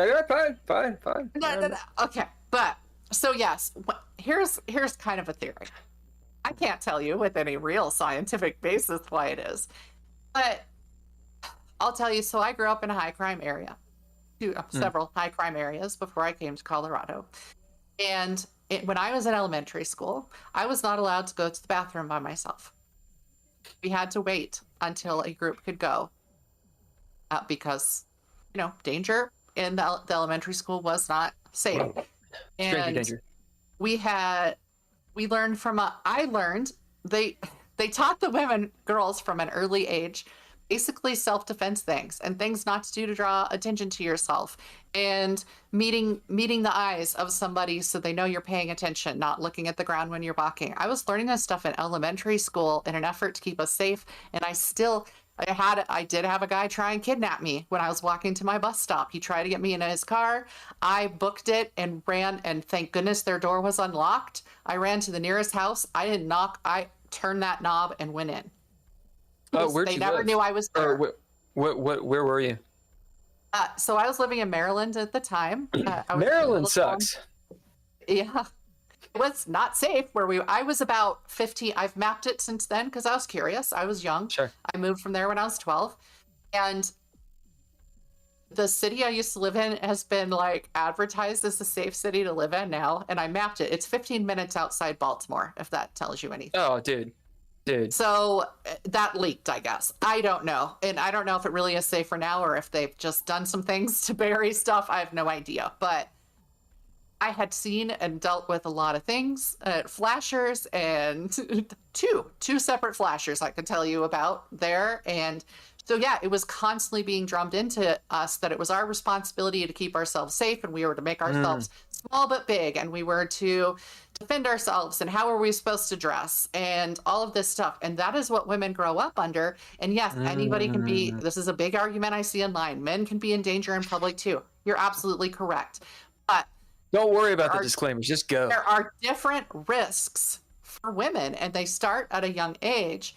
And we're constantly trained that if you slip up, you're going to get yourself into this situation. And I think that has us already tuned in and wanting to know more about these situations that we've been hit in the face with since we were young.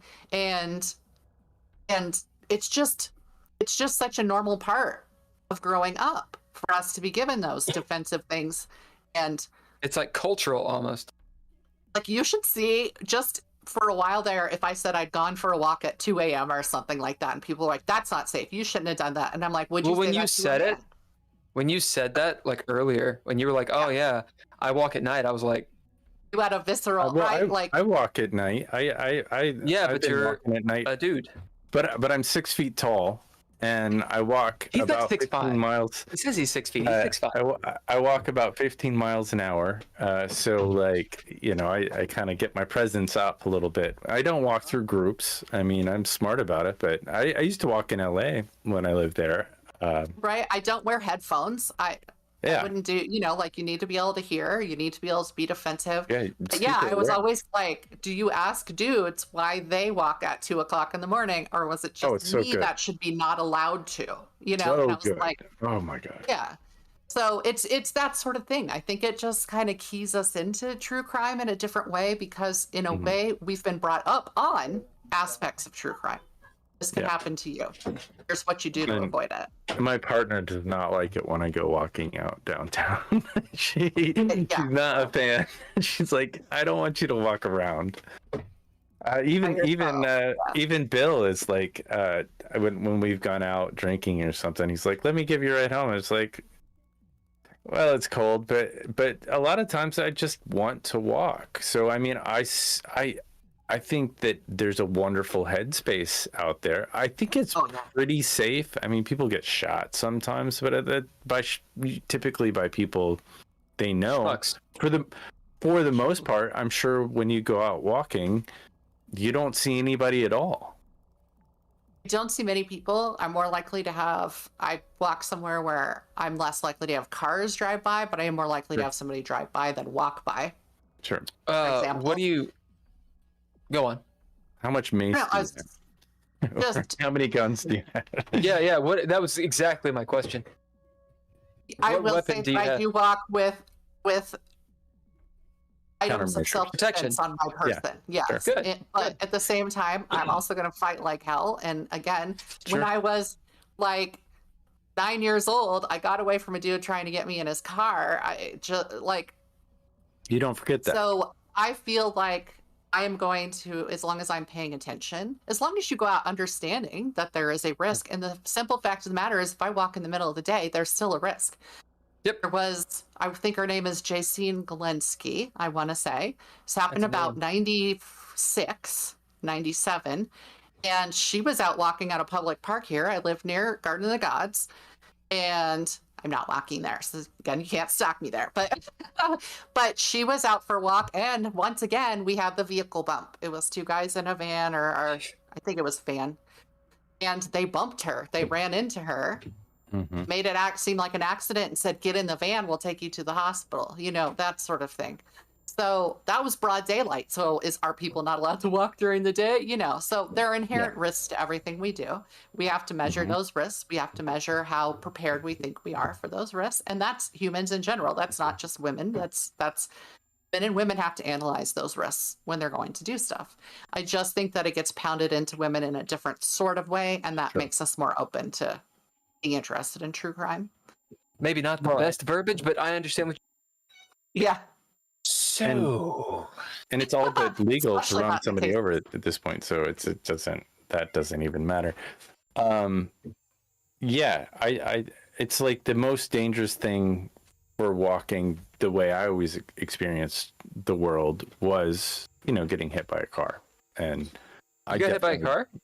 No, I mean, I got hit by a cabbie once, but I was pretty wasted. Yeah. So I didn't like do relaxed anything. It off. It's kind of like it was a tap. It was a tap. It was a love tap. I'd also go hiking by myself, and that is very frowned on as well. That's during the day, but again, I get told, "Oh, as a woman, you shouldn't go hiking alone." I'm like, anybody can get murdered on a hiking trail, and I'm not going to live my life by what y'all tell me I should or shouldn't do. I'm just prepared. It's it's a wonderful way to find some headspace. Where do you find your creative headspace when starting a new book or a new short story? So often I sit down to write when I've gotten the inspiration or something has triggered an idea. Could be something I read, could be some weird question. I ask a lot of weird questions in life. And so a lot of those lead to story things. One of those, I was a precocious kid. I wouldn't say I'm any less precocious as an adult in that sort of thing, to ask a question that somebody might not expect you to and try and get deep into it. My poor husband gets the brunt of that. If we're watching a movie or something like that, he knows it's gonna come. So he's gonna get asked these questions and be like, I don't know how to answer your questions. But I think it's clear now, right? I'm a big walker. And like you said, it's great for clearing your headspace. It's great for depression. It's great for a lot of things. It's also great for generating ideas or working on ideas you already have. And because you're shutting out a lot of other things, right? Like I'm lucky to have a bunch of parks near me where you can hike. There's even some rock climbing and stuff like that near me. It's one good thing. Colorado Springs has plenty of things against it, believe me. Really? But religiously and politically, we'll say. Oh man. This is the home of Focus on the Family and some groups like that. But it's absolutely gorgeous, and that's why people keep coming here, right? Like, it's beautiful here. You can hike in the middle of that. There's places in the city that you can hike because they've protected stuff. And so I like to just go out there and get into whatever headset I need to write what I'm going to write. But since I also am at my best at night, period. I mean, like, not just in terms of creativity, but energy and productivity. I'm writing in the middle of the night, and I can't hurt when you're writing horror and you're the only person up and the house is making its little sounds and the cats are moving stealthily around the house to make random noises. It's true. Yeah, sorry about the cat. She's persistent. Yeah, so embracing the night, just to be dramatic about it. Turns out I'm a little dramatic. This has been a struggle for me. I'm going to categorize people, as is my custom. You got larks, and you got the night owls. I'm sure there's someone else involved. I am not a lark at all. Now, where I come from, that means I'm lazy, right? Yeah. When I say where I come from, I'm talking about a physical state, right? So we can define it in many ways. If you don't do the 9 to 5, you are lazy, or you feel lazy. That perhaps this is a who knows whatever it is. My natural state is at night. Yep. And one of my roommates was like, why don't you just embrace it? Embrace the fact that you wake at noon. And the rest of the country, because I'm in Los Angeles, the rest of the country is their day's over with, right? They're done. Just embrace it. Go ye therefore, rock and roll. And I have had a devil of a time doing that. So how do you do it? So, man, this is something that I could definitely even rant about, right? Because I'm so tired of that mentality, but I understand, right? I've gotten it the same. And it's funny because anybody who's worked with me in any way is like, okay, you're not lazy. I'm very productive in the hours that I am productive. I get so much done. I have a day job, which is actually 2 jobs that were combined for me that I took separately as a contractor. And then they said, could you please just come work for us like a normal employee and do this? And I said, absolutely. But I was a contractor because my hours are off. It took me until my mid-40s to finally stand up for myself, is what I'm saying. And say, I am not going to take a job that requires me to be up at 8 a.m. because I can perform for you better if I'm doing it in my productive hours.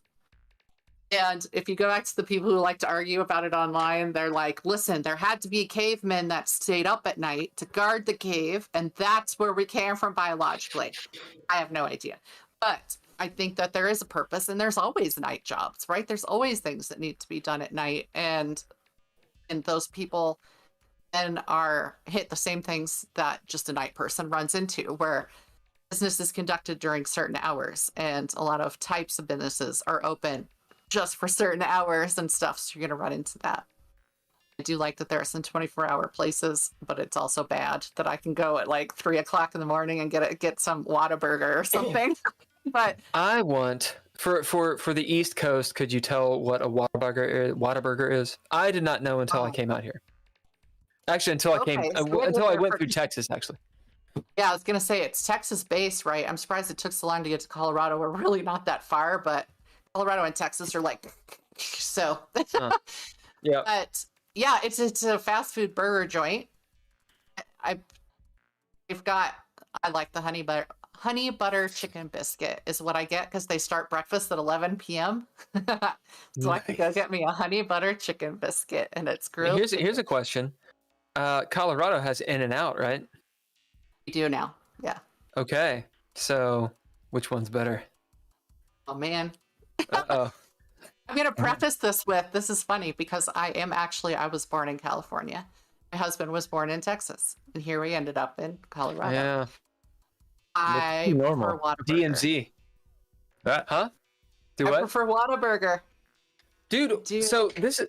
Ken, what do you think? What do you think? I like You've been out here Astroburger. too. Oh, fuck you. It's a cop-out. You got to choose one. I don't think I've eaten at either one of them. Really?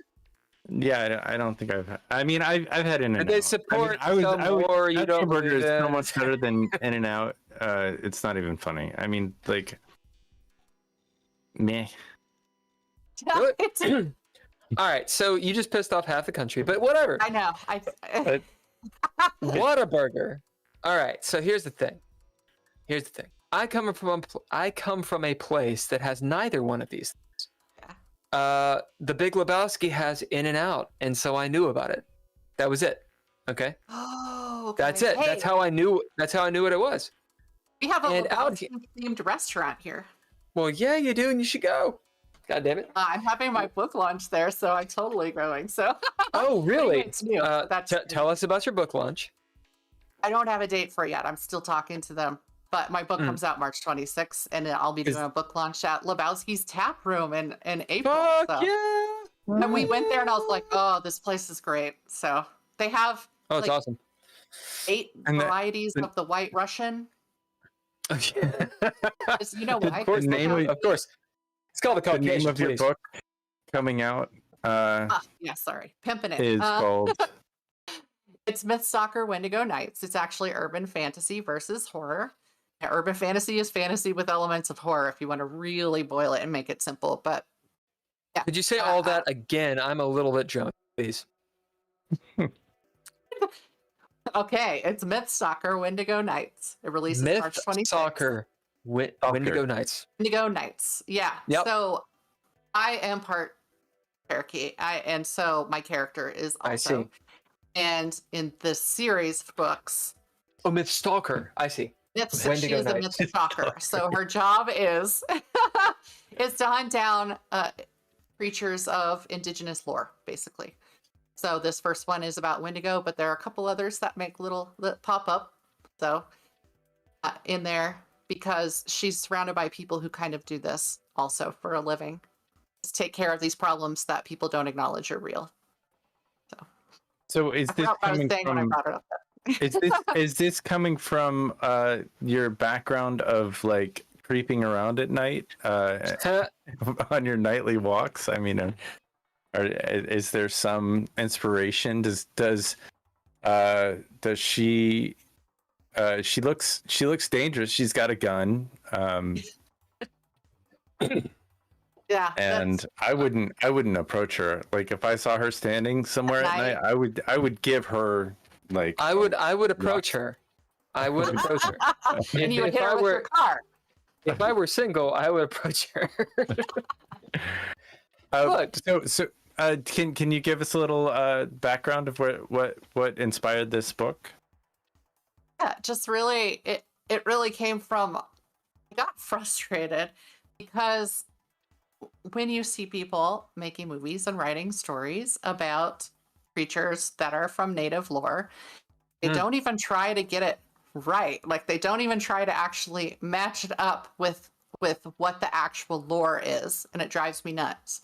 Having said that, since this book is about Wendigo, I love the movie Ravenous.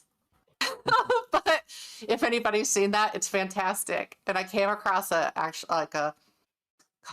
paper from a professor, and that's one of the two movies that they use. The professor.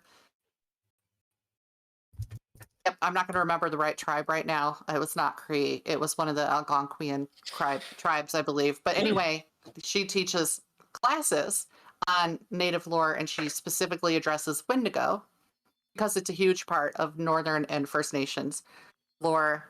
And she uses Ravenous, and she uses, I think the movie's just called The Wendigo. And it has the man who played the husband in the TV show, Medium. I don't remember his name. But anyway, she uses those to teach people and give them a concept of it.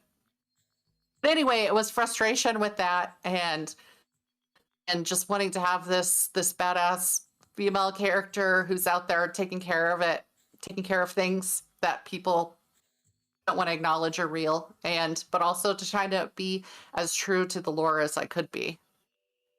I have 3 statements. I don't know if they're questions. Prepare. All right. First, the blanket behind you, which was stitched, potentially crocheted by whom? My grandmother. Indeed. I'm in my bedroom. Yeah, no, I love it. My mother has a couple of those. I want a story, goddammit. I want a story about it. All right. 2. Are you interested in consulting for people that are doing movies?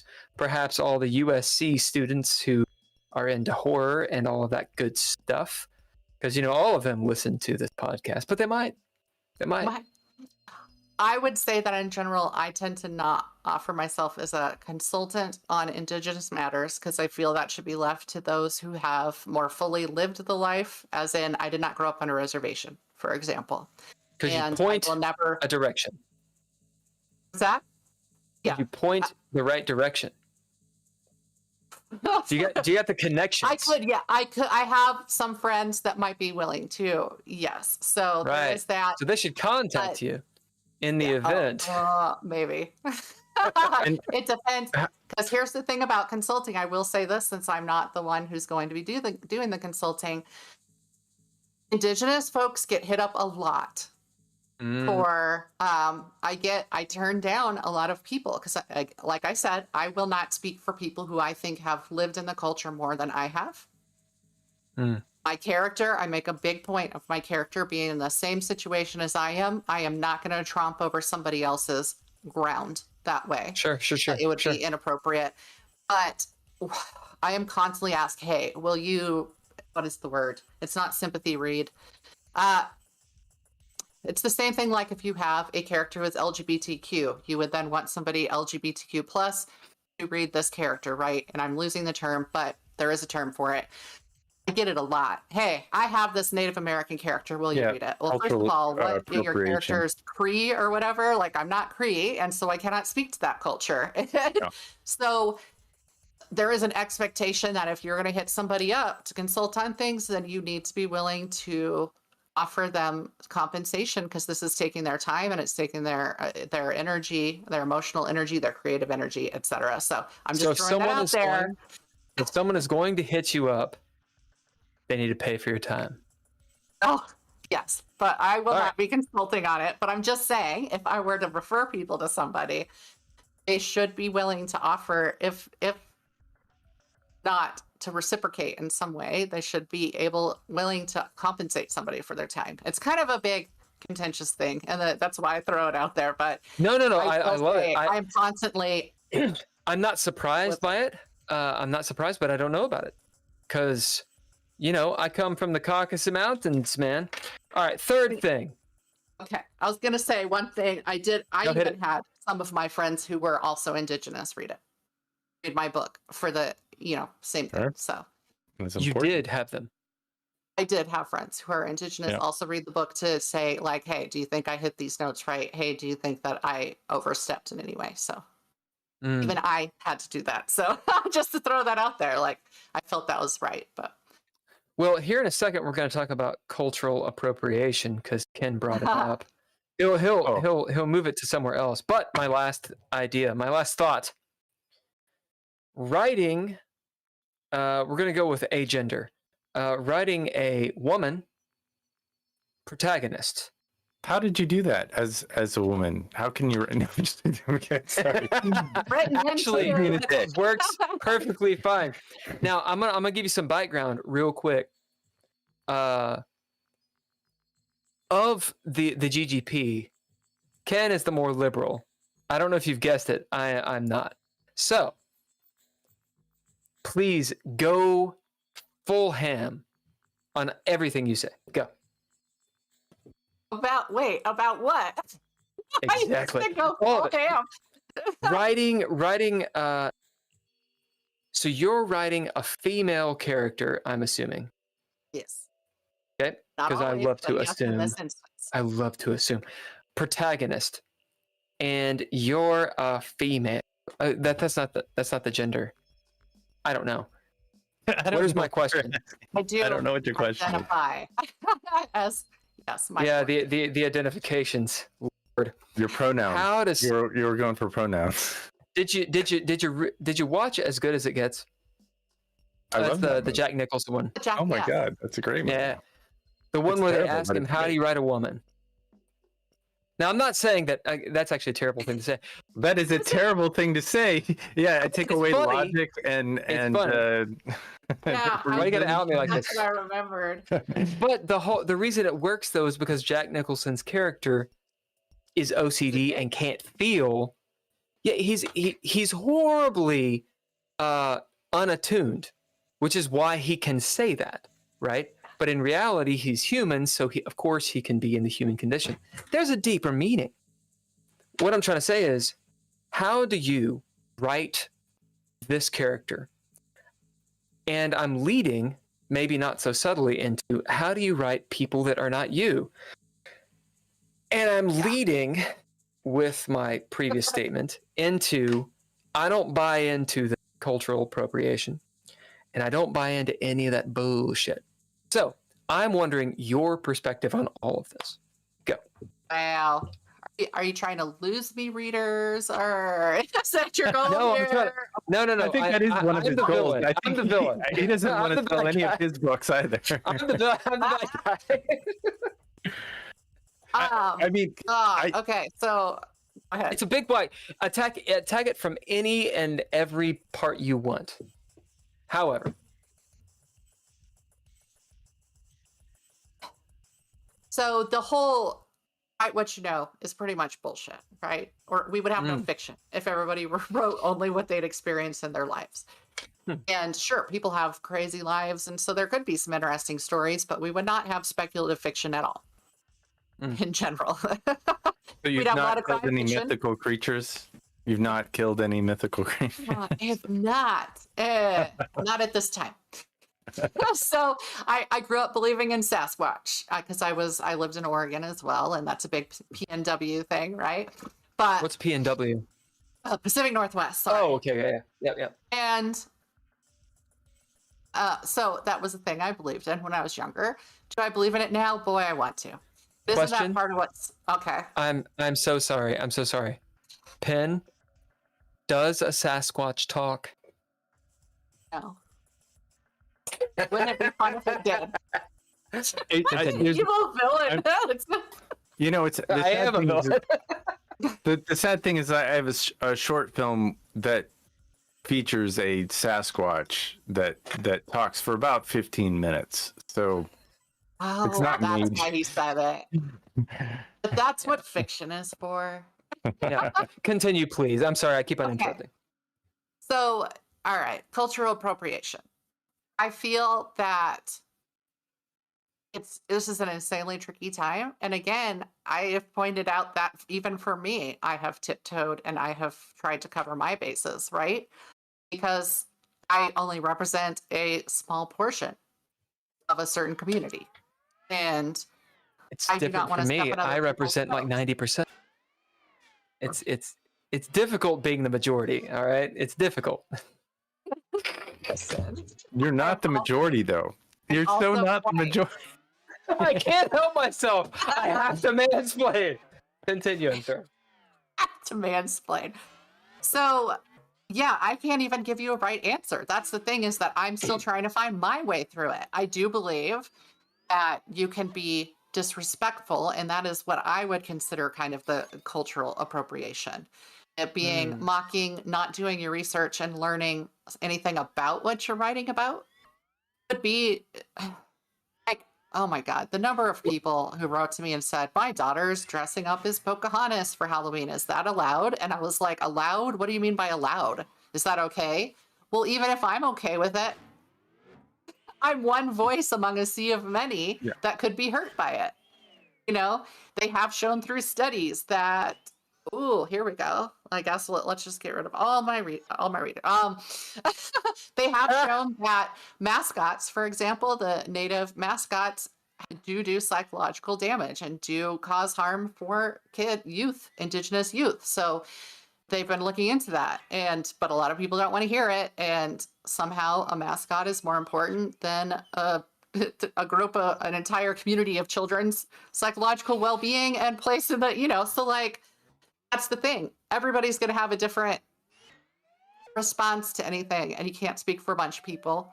What you can do, in my opinion, is to try to be respectful and do your research. And to me, that's how you avoid cultural appropriation type stuff, right? But as far as cultural appropriation, that one's tricky, and I wouldn't be able to answer that in the time we have. But continue. Okay, yeah. So I was just gonna say again, it's just a fine line, and it's respecting fellow human beings is what it comes down to for me. And I just don't want to cause anybody harm in anything I do, and I would hope other people would feel the same way. And that's kind of how I approach it, and would hope others would approach it. But my problem is with buzzwords, and cultural appropriation is a buzzword. It's been weaponized as they are. It's been buzzed. So that's why it's been buzzed. And my thing is, once they become a buzzword, they lose their power, and they blur the conversation. They murk the water. Blurs. Right? It does blur though, because suddenly it's an insult. It's in my opinion, it is used by people to shut down conversations instead of to have conversations. And I don't believe Come to my side. Come to my side. No, that's not what I'm saying. But I do tire of things that become buzzwords and are like, okay, you use mansplaining. I mean, the whole definition of that was intended to be when a man talks to a woman who is equally or more qualified and explains to her the things she knows. And I have seen womansplaining. But mansplaining suddenly became about shutting down a man who talked about anything, right? Like if you happen to have a different opinion or something, or voiced an opinion when it wasn't asked for, maybe. That's what I see it a lot. I have seen so many women use it as just a way to shut down the conversation. And that's... Everyone knows. Everyone knows. I am paying Shannon to say all of this. But no, what I'm saying is these things to me are real things. It's just that they've been turned into something they're not and weaponized to shut down conversations. Right. But I would hope, again, that people would be conscious of what they're doing. And if they're writing about another culture or another... gender's trickier, like I wrote a lot of male characters, but yeah, it is. And I've read, of course, a ton of books by men. I would say that I had, at least until a certain point, read mostly books by men, especially in horror. That's why I did this top 100 horror list that I read. It introduced me to people I hadn't discovered. And like Margaret Atwood. Where can we find it? It was Nightmare Magazine. So I think if you search Nightmare Magazine and it was like top 100 horror, you might be able to find it. But if not, I think I could dig into my blog and find it from when I did it, because I was actively blogging then. Is your blog on your website? Yeah. It is. My blog is my website. Okay. It's the same thing. I thought it was on there. I when I was doing research on you, I definitely ran into it. So it's very findable. I did have a question about how you found the the creatures, or I'm not entirely sure. And who's what is the lead character's name in Mythstalker Wendigo Nights? Selena. Selena. So the creatures that she runs into, you said they were native based? Yeah, it's from native lore, basically things that have been around for a long time. Because even Sasquatch has a lot of indigenous origins, but it's not just an indigenous lore, right? It's U.S. lore, really. So that is what I kind of hit on. So where is this lore coming from? What did you kind of? For me, it was like oral tradition type stuff. It's just somehow the stuff that I happened across and heard about. So it's weird because, say, Wendigo, for example, is really a First Nations. It's Cree and related tribes, we'll say, because I don't want to leave anybody out and I don't want to say anything wrong about like pulling the wrong one, but it leaked down into the US. And so it started up there because, let me give a little background to Wendigo. The main way that one would become possessed by this Manitou or this spirit is cannibalism.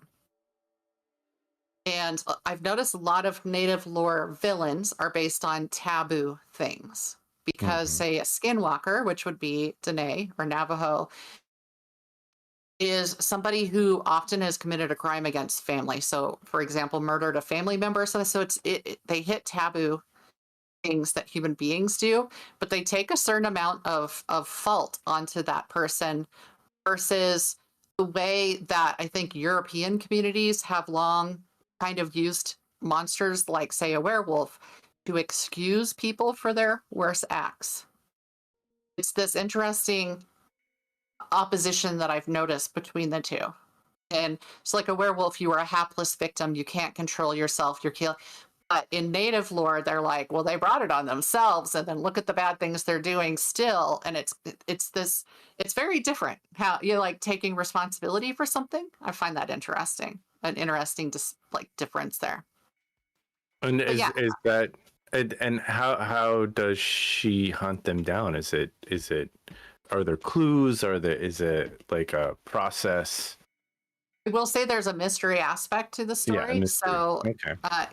And she's trying to hunt down an originator of this, somebody who's brought this down on themselves and others to take that person.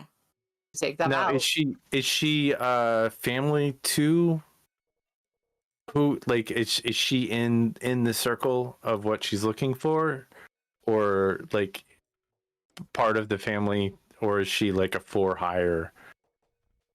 She is brought in by her mentor, who is not family by blood, but is kind of family by circumstance in her past. And he brings her into the situation to track down somebody who is not like that is an outside, and he's going to do it. He's willing to pay her fee to do it. So she is brought in for hire by somebody close to her, and it is to save somebody close to her. Sure. And is there magic in this world? Is this a magical thing, or is it like a suspension of disbelief, or does the story, like, is it firmly rooted in the reality of where we are? I mean, today, urban fantasy kind of plants a foot on both sides of this line, right? Typical fantasy, say elves and that sort of thing, is firmly in a fantasy realm, right? But urban fantasy, the whole urban part of that is that it brings it into the now, often in a big city or something like that, a familiar place that can play up the city as part of the story. And so there are fantasy elements, obviously the lore itself. She also has abilities, so Mythstalker is something you're born to in this.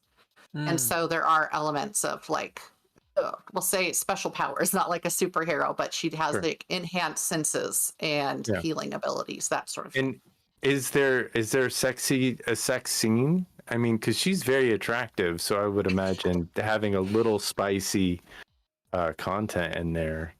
I will say there is a sex scene in there, yes. Nice.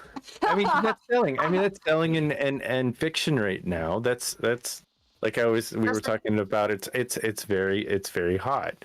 So, like, is this the first in a series that you're planning? It's intended to be the first in a series. So she'll be going different places each time, chasing something different. Ooh, I have a question.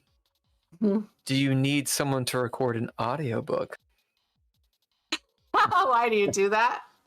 I do. However, and this goes back into my question. It's all about my questions. The idea of an audiobook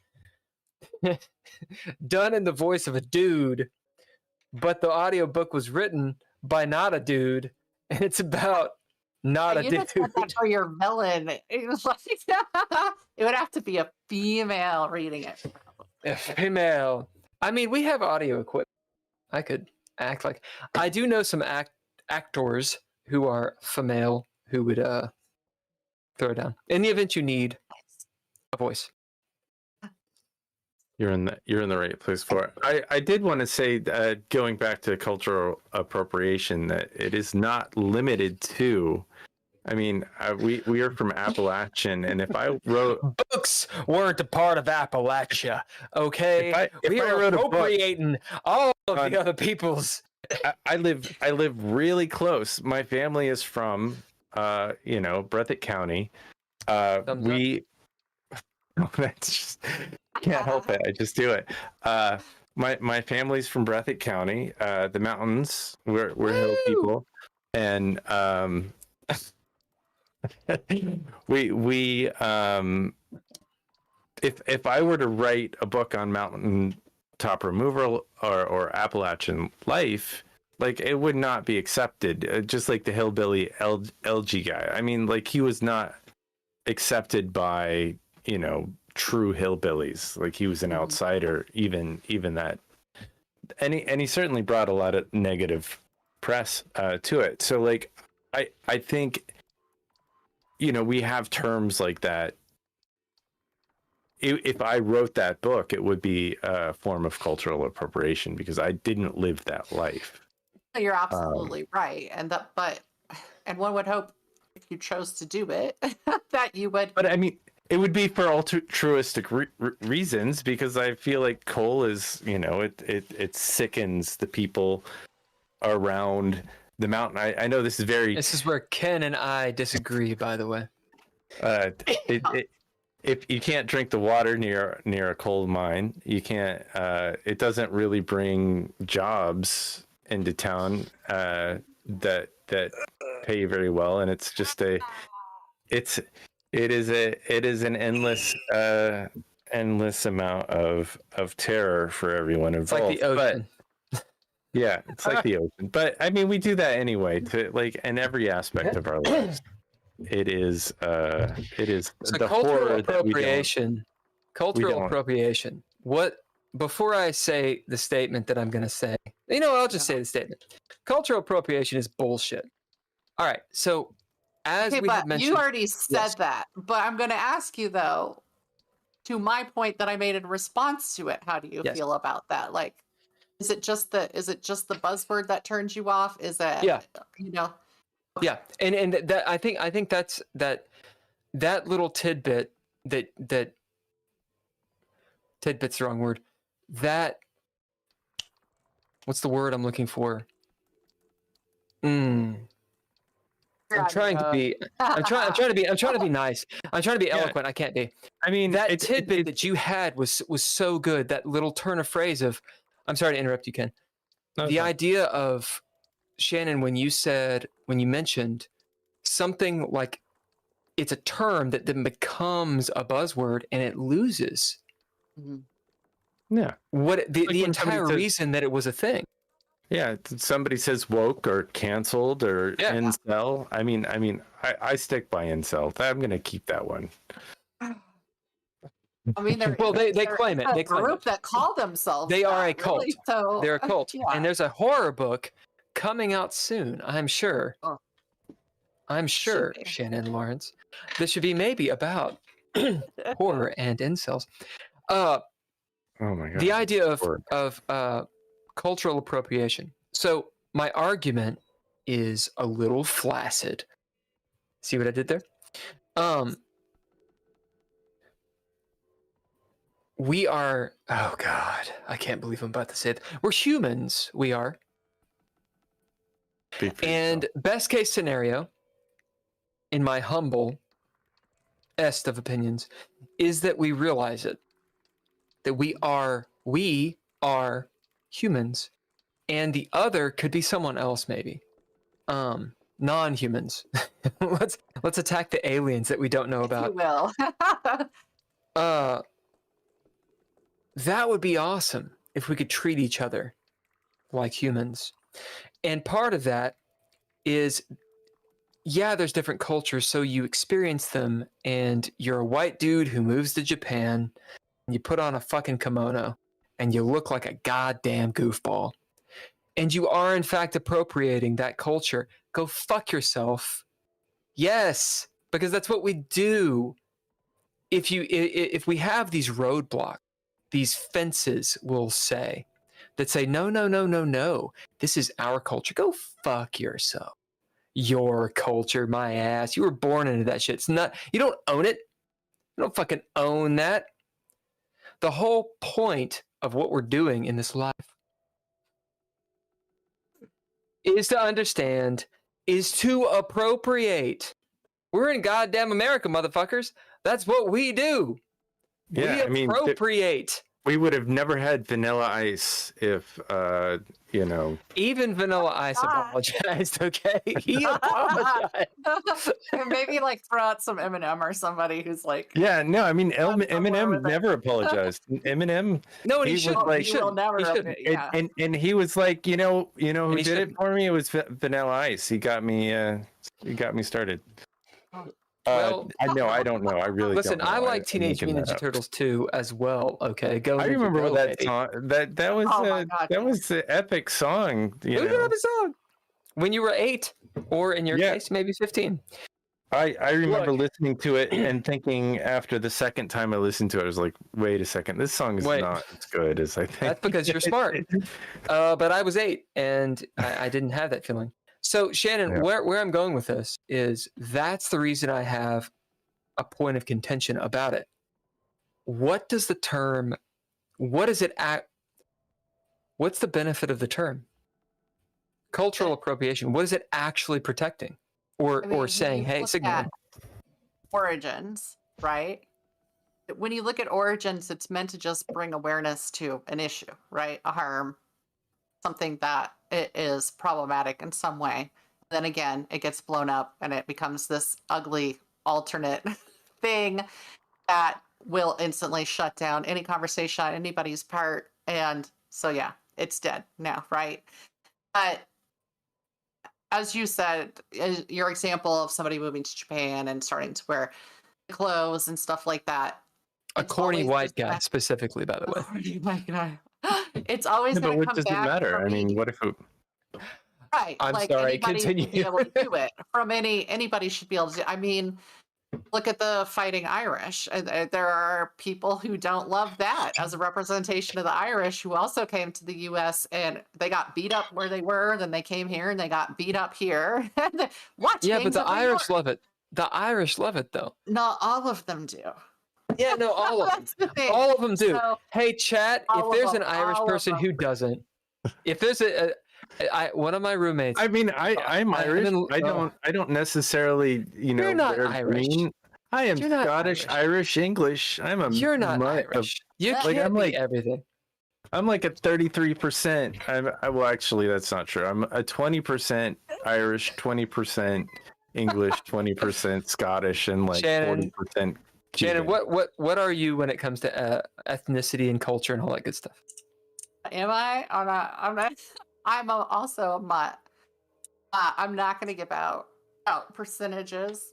Because I don't know them. But Yeah. but B, people are German, nasty right? about blood quantum stuff, and so that's nobody's right to know ever or Yeah. ask. Oh man, It's that's used as an attack a lot. that's a horror thing in and of itself, isn't it? And that's No. the point. So I went to Dublin, and with one of my very very sweetest friends, a guy named Waka, very cool guy. He took me through Europe. Anyway, we went to Dublin, and we're rolling around. Everyone is incredibly nice until they heard my accent, and then they got all salty, and they're like, "Oh, I'm gonna fuck with you," which was awesome. When they heard your accent trying to be Irish. Well, yeah, of course. The entire time I was attempting to. Come on. Yeah. I was like, "Hey, what are the sites?" And they're like, "Oh, the fucking Spike." And I was like, "Spike?" I can't do an Irish accent. Like, what's Spike? In Dublin, there's like this big pylon. It's a big spike. And like, yeah, the fucking Spike over there. Anyway, regardless, I said, yeah, so, you know, I'm rather Irish. Look at me. And the woman, she said, oh, were you born in Ireland? I said, well, no. And she said, oh, do you have an Irish passport then? Well, no. Well, do you know anything about Ireland? I was like, you're a fucking leprechaun, you fucking... Probably and that some was fake things. You see what I'm saying, though? She was like, listen, I understand that your ancestry is Irish, but you're not Irish. Right. She was not that polite, which was great. Yeah. It was great. And then she told me where the nearest pub is where I can go get some fucking Guinness and like some Lucky Charms. And I was like, thank you. You needed a drink after that. Yeah. No, I'm just going to say, again, for me, it comes down fully to what your intentions are and what effort you put into it, and whether you're being respectful or mocking and disrespectful for anything. Yeah, right. Like, absolutely. I just want to belong, Americans dude. Are different about where we came from. Right? Everybody knows where we came from. Everybody else is just like, yeah, I came from here. I'm from here. This is my place. I'm Irish because I'm Irish. And we're like, I'm part Irish too. And I mean, my name is Shannon Lawrence. But my maiden name was German. So, like, I sound very Irish by name because my name is Shannon. And if you go to Ireland, I'm going to hear my name everywhere. It's an airport, there's a river, right. But I am not Irish. And it'll be spelled with like 10 or 12 different letters. Right? My ancestors, yes, I have some from Ireland. So yeah, we're weird in the U.S. about stuff like that. And I think that we are. We're from other places about other countries and how we look at that. I think part of that is if you're born in Ireland and you come from an Irish family, you have traditions. And a lot of that just kind of got tossed right up in the air here in the U.S. If you're already here, it got stolen, stolen from you because, it was illegal to practice like a lot of indigenous traditions and religious ceremonies and stuff until not that long ago. So it literally was stolen. Like, you are not allowed to do this or you will get in legal trouble. So that's what I mean by that. Not. I understand. No Irish need apply. I get it. But then when everybody came here, they lost those connections, and it's like we've passed down trying to keep those connections in some way. And so, yeah, I don't have answers to that, but we are. So in a way, it's good to remember. It's good to remember who we are, and this is what I'm getting at. Like, all right. So one of my buddies, who I think is also your buddy, Ken, Mr. Bo List. You know what I'm talking about? Bo List is an amazing dude. Friend. It's fine. I'm a bad friend. He's a director. He's a director and a writer and all sorts of things. I'm going to throw lots of good shit at Bo List. If you don't know him, you should check him out. The dude rocks. Theater, drama, etc., etc., etc. Huge proponent for many things in Kentucky. Point. Bo was telling me a story. And he was like, oh, yeah, so it turns out that I am related, he says, as in he is talking about himself. He is related to Muhammad Ali. Now, with Cassius Clay... Is what we're getting at? Or you're right there. So Cassius Clay, there was this whole thing in the Clay family that they are related to Henry Clay. Now, if you don't know who Henry Clay is, perfectly fine. Henry Clay is a big dog in Kentucky. Well, he was the person that basically stopped the first Civil War from happening. He came up with this thing called the Great Compromise, which basically said the South can keep having states and the North can have slaves, and postponed the Civil War for 15 years. He was Secretary of State at one point. I think he ran for president, and I believe he was killed in a duel. Yeah, it makes sense. It's probably over coal. Anyway, the point is, come on, that was a throwback. Callback. Henry Clay, whether he's a good guy or bad guy, probably not the best of guys. To be completely, I think he died in 1850. That's just in my mind. Point is, he's a big deal in Kentucky. His name is Henry Clay, by the way. Yeah. So, as you might imagine, Cassius Clay, people were like, oh, well, they were just slaves, and so they took the name. Well, they were like, no, turns out we're direct descendants. Well, as it turns out, according to my good friend Bo List, which I'm going to throw his name down because he's that good, someone approaches him. They're like, listen, we need your blood. We're going to do a genetic test, and it's the last bit of research. And if the genetic hoodoo works, it turns out we can actually prove Cassius Clay and his entire family are direct descendants of Henry Clay. So, the obvious. Otherwise, it would not be a good story. Bo does the thing. Of course, it's approved. It's verified. He goes to Louisville, which is the proper way of saying the name of that city. No, it's called Lowell. Lowell. He goes to Louisville. Lowell. Goes to this sort of award ceremony. Call it a family reunion. And he describes, like Bo is sitting there, he's not crying, but it's obviously a moment of all these people. And when I say all, I mean all. And one of them is Muhammad Ali's brother, who I believe is afflicted with the same disease. I think it's Parkinson's, Anyway, by the end of it, the brother, whose name I can't remember, tells him we're family. Bo is the whitest motherfucker you'll ever meet. My point, we ain't white, y'all. Actually, that's what I enjoy, and really awful racist people is when they discover, do a test and discover that they're not even pure. We're just fucking human. You don't want to be pure. If you're pure, you're genetically flawed. You probably got some genetic issues for sure. Yeah. That's right. I have a whole theory about accents that has no scientific basis. But because they're always like, why do people love accents so much? Why are accents hot? And I was like, I feel like that's a biological imperative. Your brain knows if they have a different accent from you, that it's probably not your cousin.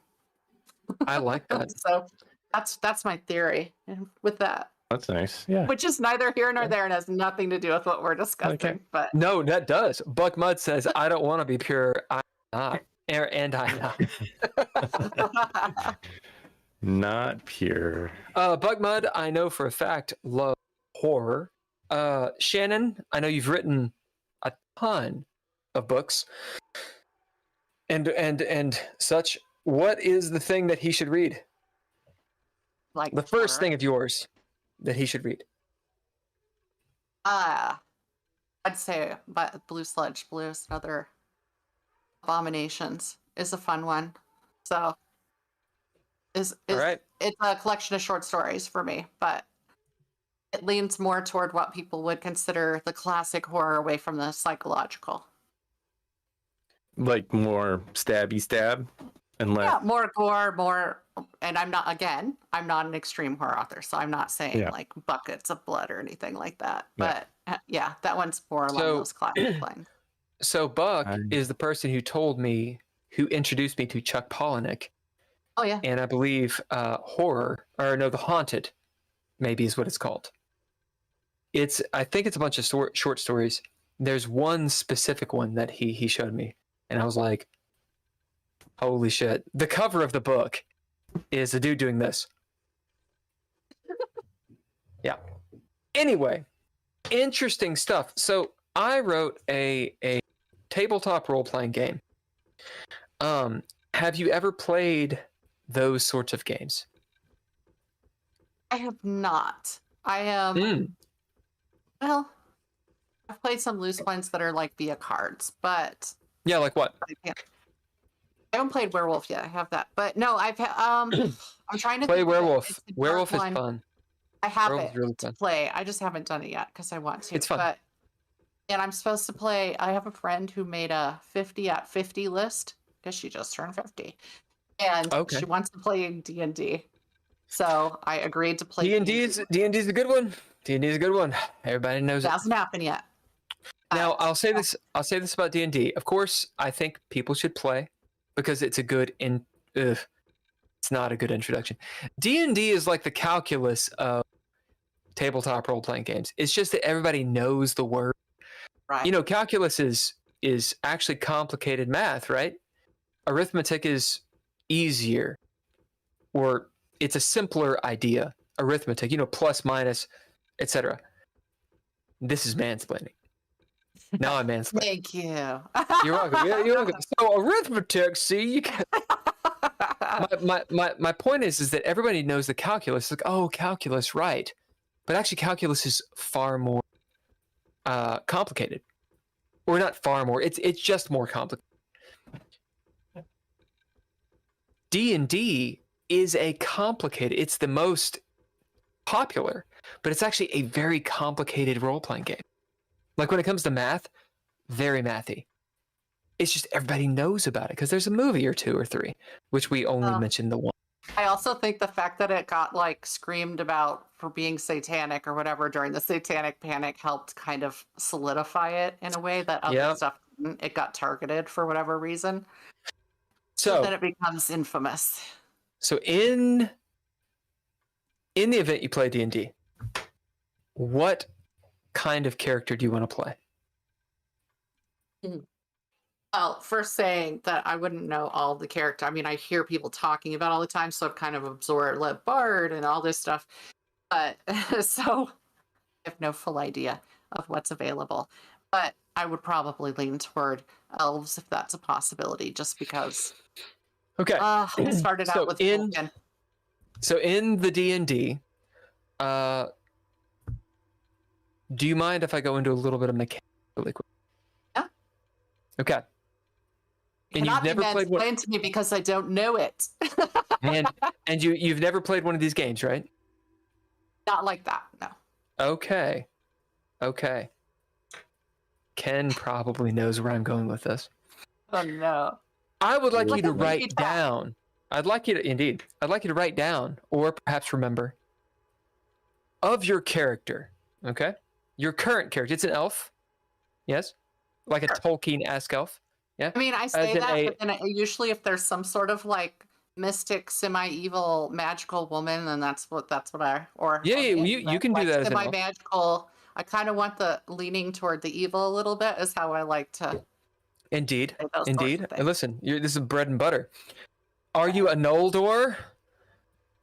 Or are you a Teleri? Or what's the other one? I'm stretching my Tolkien lore.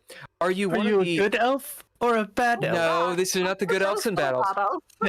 Are you one of the elves? We're gonna talk Tolkien. Are you one of the elves? I'm gonna piss everybody off. Who follows Galadriel, right? Against the Valar. Against the Valar, excuse me. You stay in Middle Earth, or do you stay in the Grey Havens?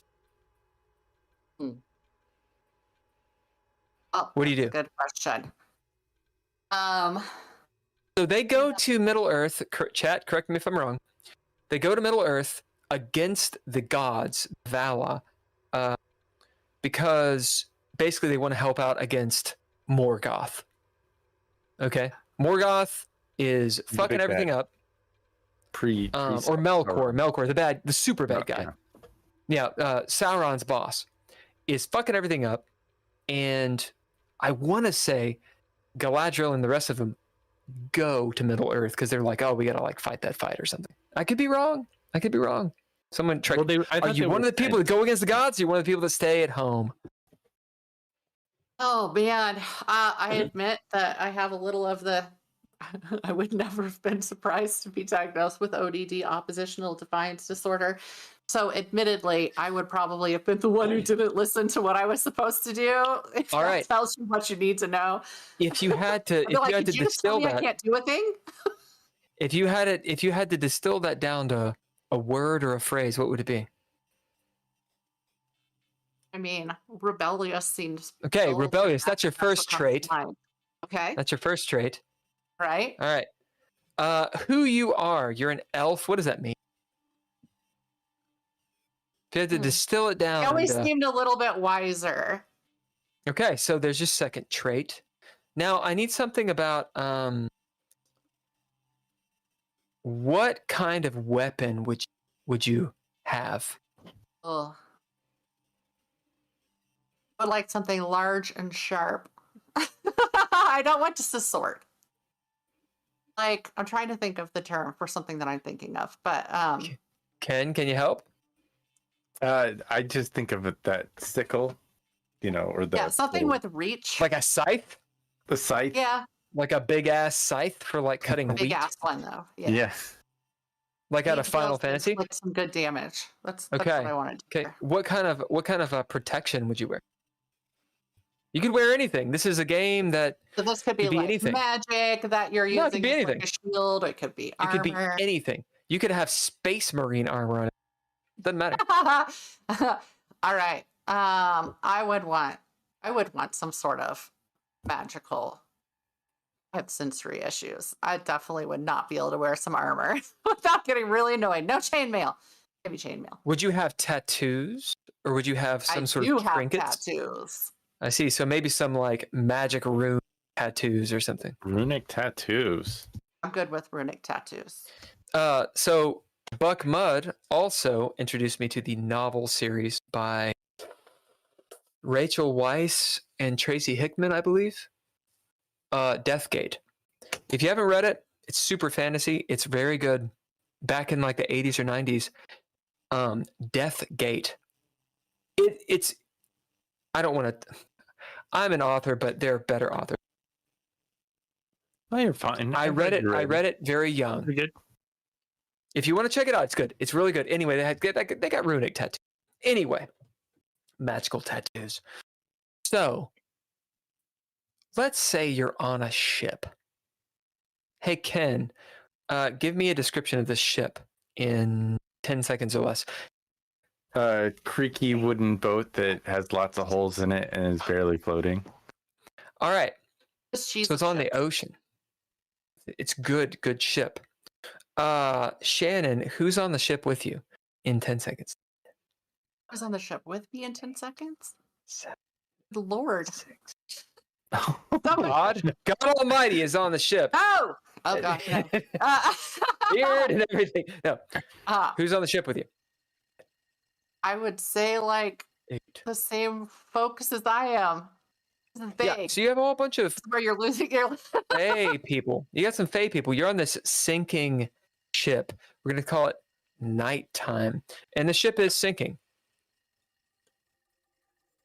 Are you near land or not? This is when a die roll might be implied or applied. Okay, so we'll do a die roll, sort of random chance. Let's say the die is rolled. Tell me a number between 1 and 10. 7. Okay, so that was high, and I picked low in my brain. Turns out it's nighttime. You're nowhere near land. You're all probably going to drown. I think I have gills. No. Yeah, okay, indeed. So the third trait, let's say you have gills. Boom. But the rest of your friends don't. And there's how many of them? Tell me a number between 1 and 10. Ken. 7.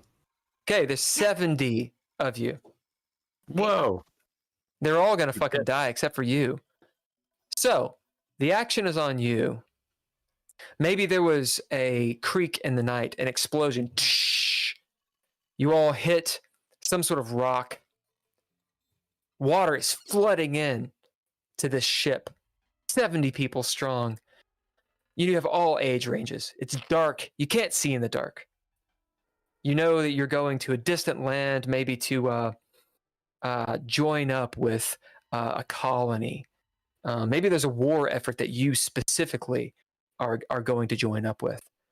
But you're in the middle of the fucking ocean. Action's on you. What do? You have these 3 traits. Do you remember them? 1 has to do with you being an elf, rebellious. 1 has to do with you being wise. And then 1 has rebellious. to do... And then? Oh, what was my 3rd? I have gills.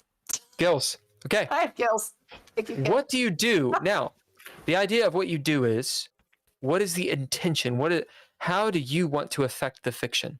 You get to change the fiction. So, like, if my goal was, we're sinking and there's 70 people, and I would like to save the ones that I can save, that would be that would be where I would be going next. And then the way you go about that, the stepping off point, is the trait you bid. Okay. And you got 3 traits right now. So in this case, like I have gills, but I feel like that only goes so far, and I'd be having to use my brain to figure out the wise part. You are figure correct. out how I do the next part. But you only need 1 bid to accomplish this goal. So what's it going to be? You got 3 traits. Which one does it start with? And we run from that. Be going with the wise. I'm going to figure out. I'm going to noodle it. Okay. What do you do? Figure out a way to save as many people as possible. This is your fiction. You have bid wise. You are wise. So how does the fiction bend to your... I feel like it's cheap to introduce new magical things. No, it's not. It's not. Oh, Nope. See, that's how it counters fiction right there. Like, you didn't introduce it earlier. You don't get to have it. This is the Because then prologue. Go. I would want to figure out a way to fix the ship because I can't influence the ocean. So What would it be? if I You can't influence could, the ocean? so You're a it's fucking full elf. of- well, I can't. You got gills. What the fuck? It's an option. Yeah, right. the- You sit, swim in the I'm water. going to call my half-guild brethren and Clearly know about the I'm going ocean. to- right. So there is some aspect of me that is from the ocean, and so I'm going to call out for help. How do you do it? I am going You're to in the hold. telepathic. Oh, I feel like I would have to like call out like a tune that speaks to them. Tell us. What do you mean tell you? Yep. I call So out like what tell does your happens character in the do? next- You look around, there's Okay. 60 some odd, because there's crew. There's 60 some odd people down in this hold who are sort of waking up as the water's as you rushing in. speak, They it look says to water's you rushing in. as your runic tattoos are alighting because, you know, your gills are going and shit. That's right. And so I call out in the language of those people and my do. people. And it brings them, right? It resounds through the ocean and it brings Yep. those who are the closest and they come and they help to shore up the ship. They have this great seaweed and they start plugging it into the holes and and then we're able to start bailing. And this So seaweed this stuff that is they make exactly the way solidifies. that this is exactly the way that a game like this works. Now, Gotcha. we are playing DreadLore right now. That is literally DreadLore. Now, where dice would come in is I as the arbiter, as the game master or referee, I would say, okay, well, that's how far away are your brethren, sistren, and such. Yeah. Maybe you got to roll dice, and the number you get will determine how long it takes for them to come. So then you have to deal with things until then. Or perhaps I could say, okay, well, you're pretty far. Are you able to reach them? Or we could just go with the bid and say, oh, you're this person. Well, why do you matter? Why are they listening to you? Why would they listen to you? Because, you know, you're a little chaotic. You bid wiser and you started to sing this enchanting song. I mean, so that projected your voice beyond just the edges of the ship. Maybe that projected, a nearby ship that was in your company to come along or something like that. Like you're a chaotic being. Maybe you have left, since this is the prologue. I'm going to say you're kind of like Ariel from The Little Mermaid. Your father or your mother, whomever was in charge, didn't want you to be on this trip. Right. So why are they listening to you? You're calling for help, right? Yeah. And that's where we go. So maybe there's dice rolls, maybe there's not, and we build from that, and then we keep on going. So that's how a game like this works. Now in D&D, it works a little different. It works like you're a certain class.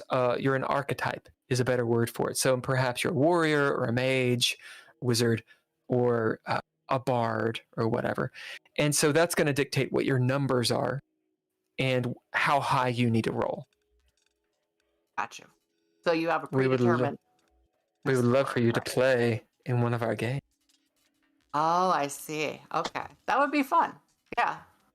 I'd be up for that. Yeah. Very narrative based. It's interesting to play. So DreadLore is very much for, as I'm going to shamelessly plug, it's very much for creatives. It's interesting to play with someone who is a creative, because the way that your brain immediately goes is different than the way other people do. Yeah, like the beauty of a prompt being thrown out and write it to a room full of writers. Every story will be different from the same prompt. It's an adjective-based rules-light game, basically.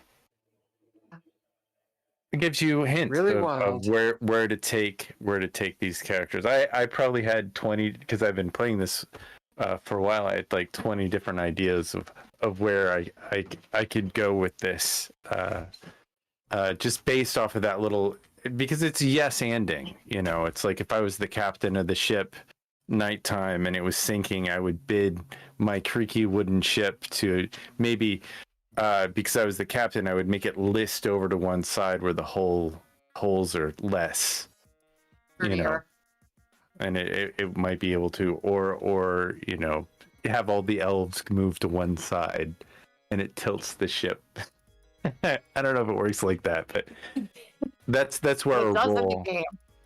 Yeah, that's where a roll would. And I like the idea of being able to sing, because you're this mystical creature, and water is very transductive. Elves, whales sing in water, and their voice can travel, right, quite a ways. So there's one person who runs this in a similar way to D&D, though. So there's one person whose job it is to like throw out and get people's feet out from under them, and she is the arbiter. No, literally in the book. Yeah. Gotcha. So in the book, the arbiter is a woman, which was a choice. Which is explained in the book. The long and the short of it is this. To answer your question, in these kinds of games, there is a referee. And this person is going to play all of the non-player characters, or the antagonists. They're going to set up the world, and they're going to be, depending on the rules, the referee. The person who says, okay, well, this rule will apply, this one won't. This is how we're gonna mess with the situation, etc. For example, if you're on an airship, right? Well, what are the physics of an airship? How fast are you really moving? If you're moving as fast as, a jet plane, well, how are you breathing? Right? Because the wind is moving pretty fast by you. Like, there's a lot of these physics, and you're always going to have a player who's like a physicist. He was like, well, actually, hold on a second, if you banked. And it's like, I love that mug. It's like being a con panelist. There's always somebody in the audience who's like, I know exactly everything about the thing you just said. And you're like, exactly. And so it's important to have, this is where the buck stops. A person who says, yeah, sure. there's also magic in this game, so Right. physics will work a little bit different on this. You know, Yeah. It's the crystals. The crystals allow for right? The airflow crystals. to- It's the crystals. it's the They crystals. allow for it. I think the first one of the first Tim Roberts led a game that I played that had airships in it, and I don't think we had any problem breathing.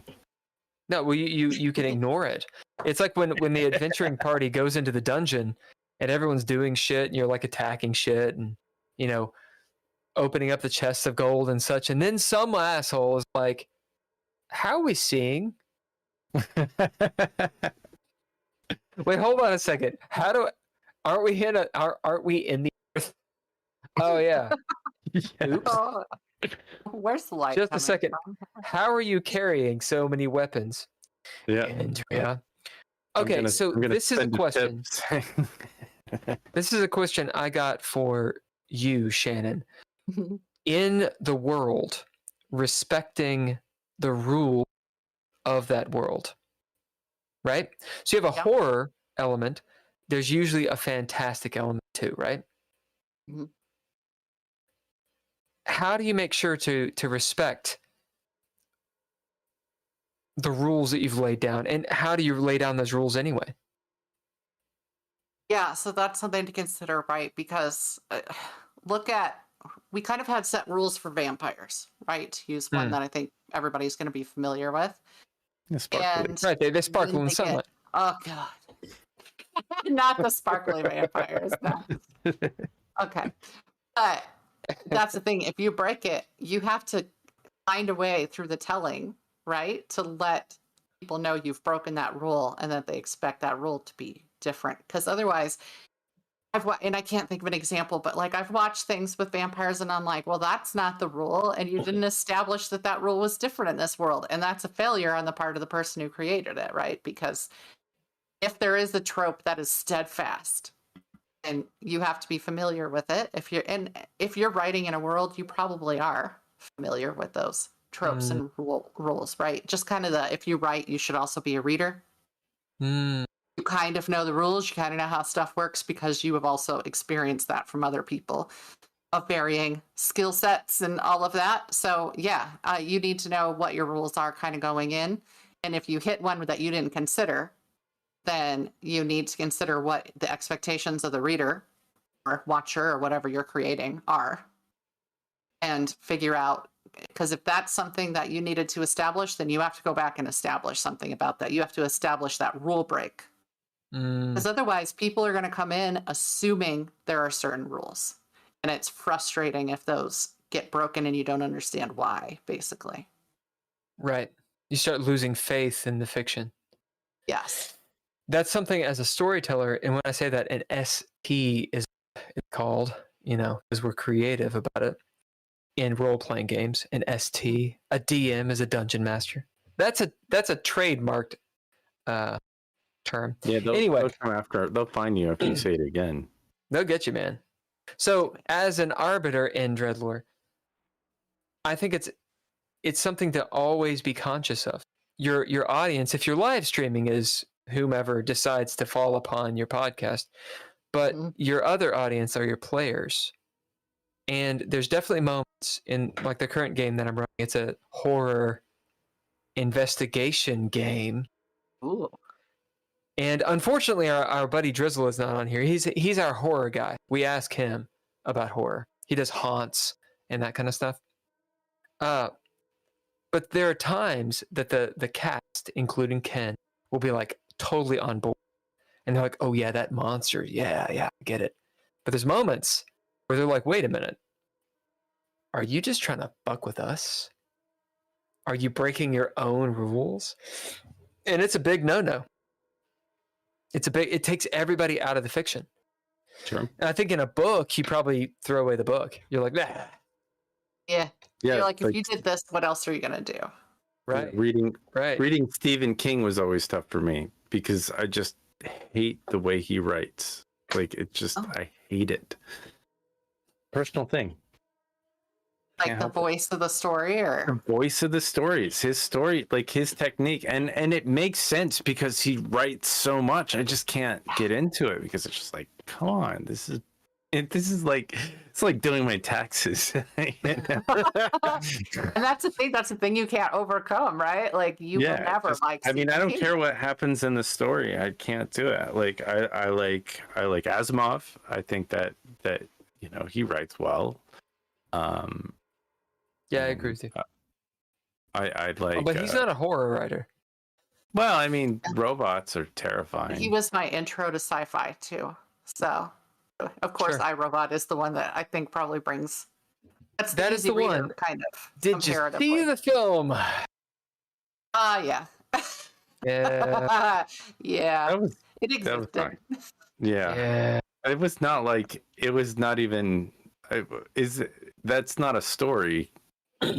No, in any they of his created Will Smith's character because they needed that character.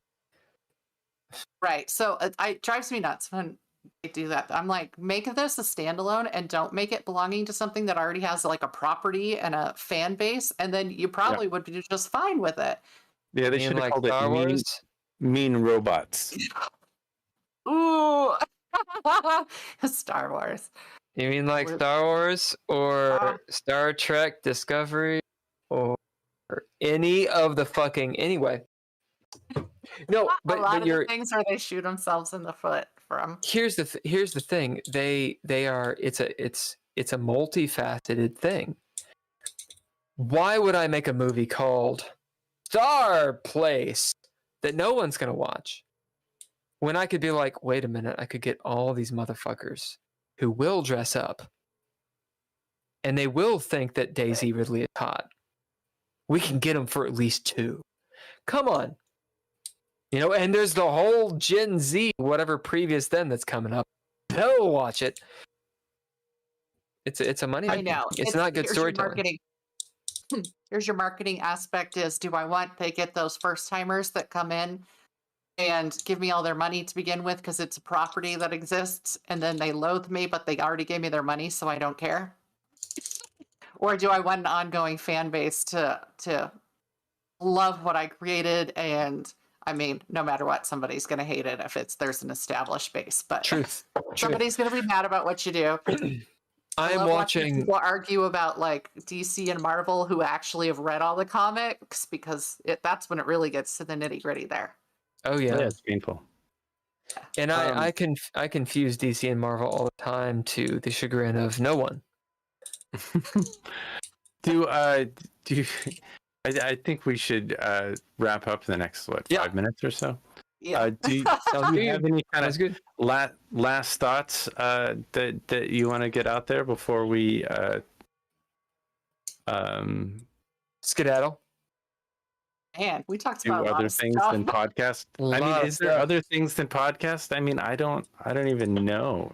All we do is podcast. Do you have okay? Like, is there an attention to like horror that you want to see other writers or authors? Is there a detail that you think is missing?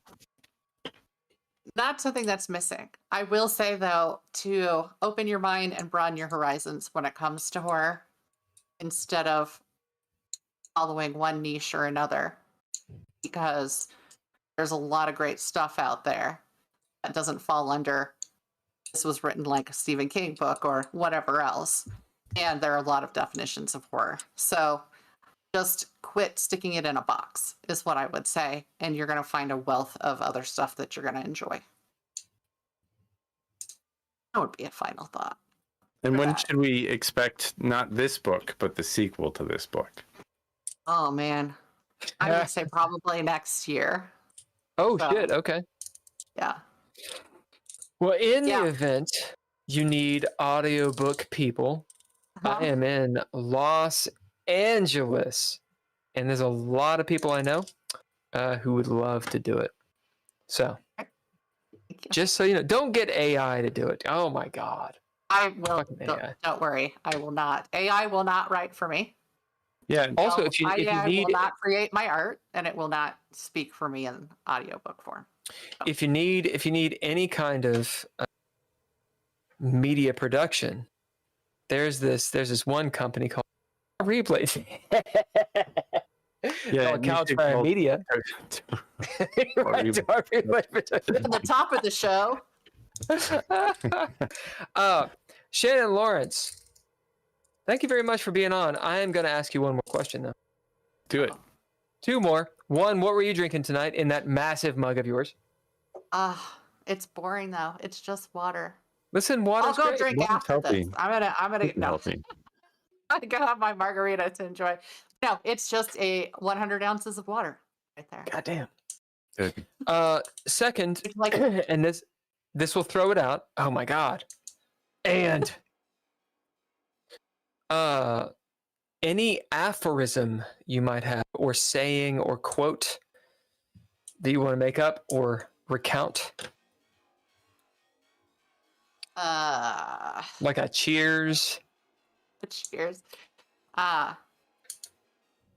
Go forward and scare people. Let's do I that. like that. I like this. I've got two. Write about what you know. Write what you know is bullshit. that's a Shannon Lawrence, and then go forth and scare people. All right, I like that. Thank you very much for joining us. Famous final words.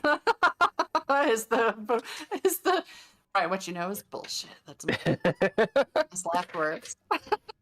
It has been a pleasure. You've been one of the Absolutely. more creative and interesting people that we've had on here, and we really appreciate it. Thank you. I hope And Ken, I think anything? you might be our first female guest, so I don't know. Someone, yeah, you're right.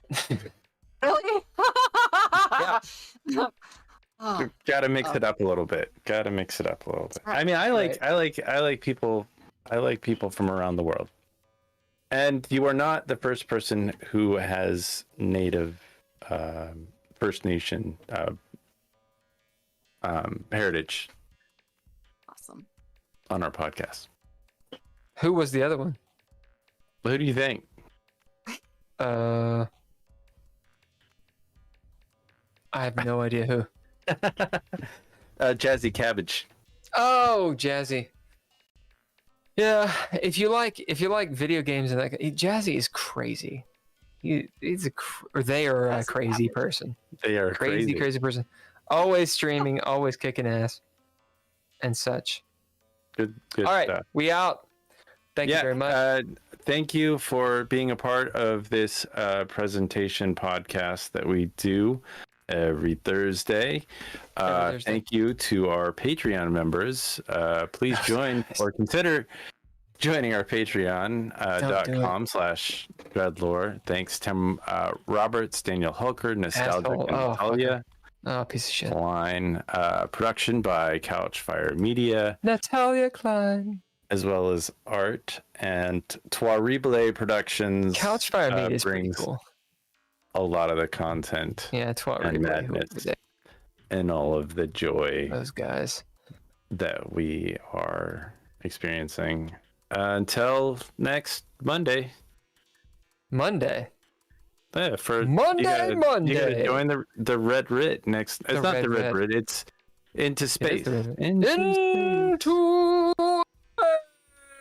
Into this has been a production of Geeky Gamer Podcast. Geeky Gamer Podcast. Bye. Thank you, Shannon Lawrence. Thank you. Thank you, Shannon Lawrence.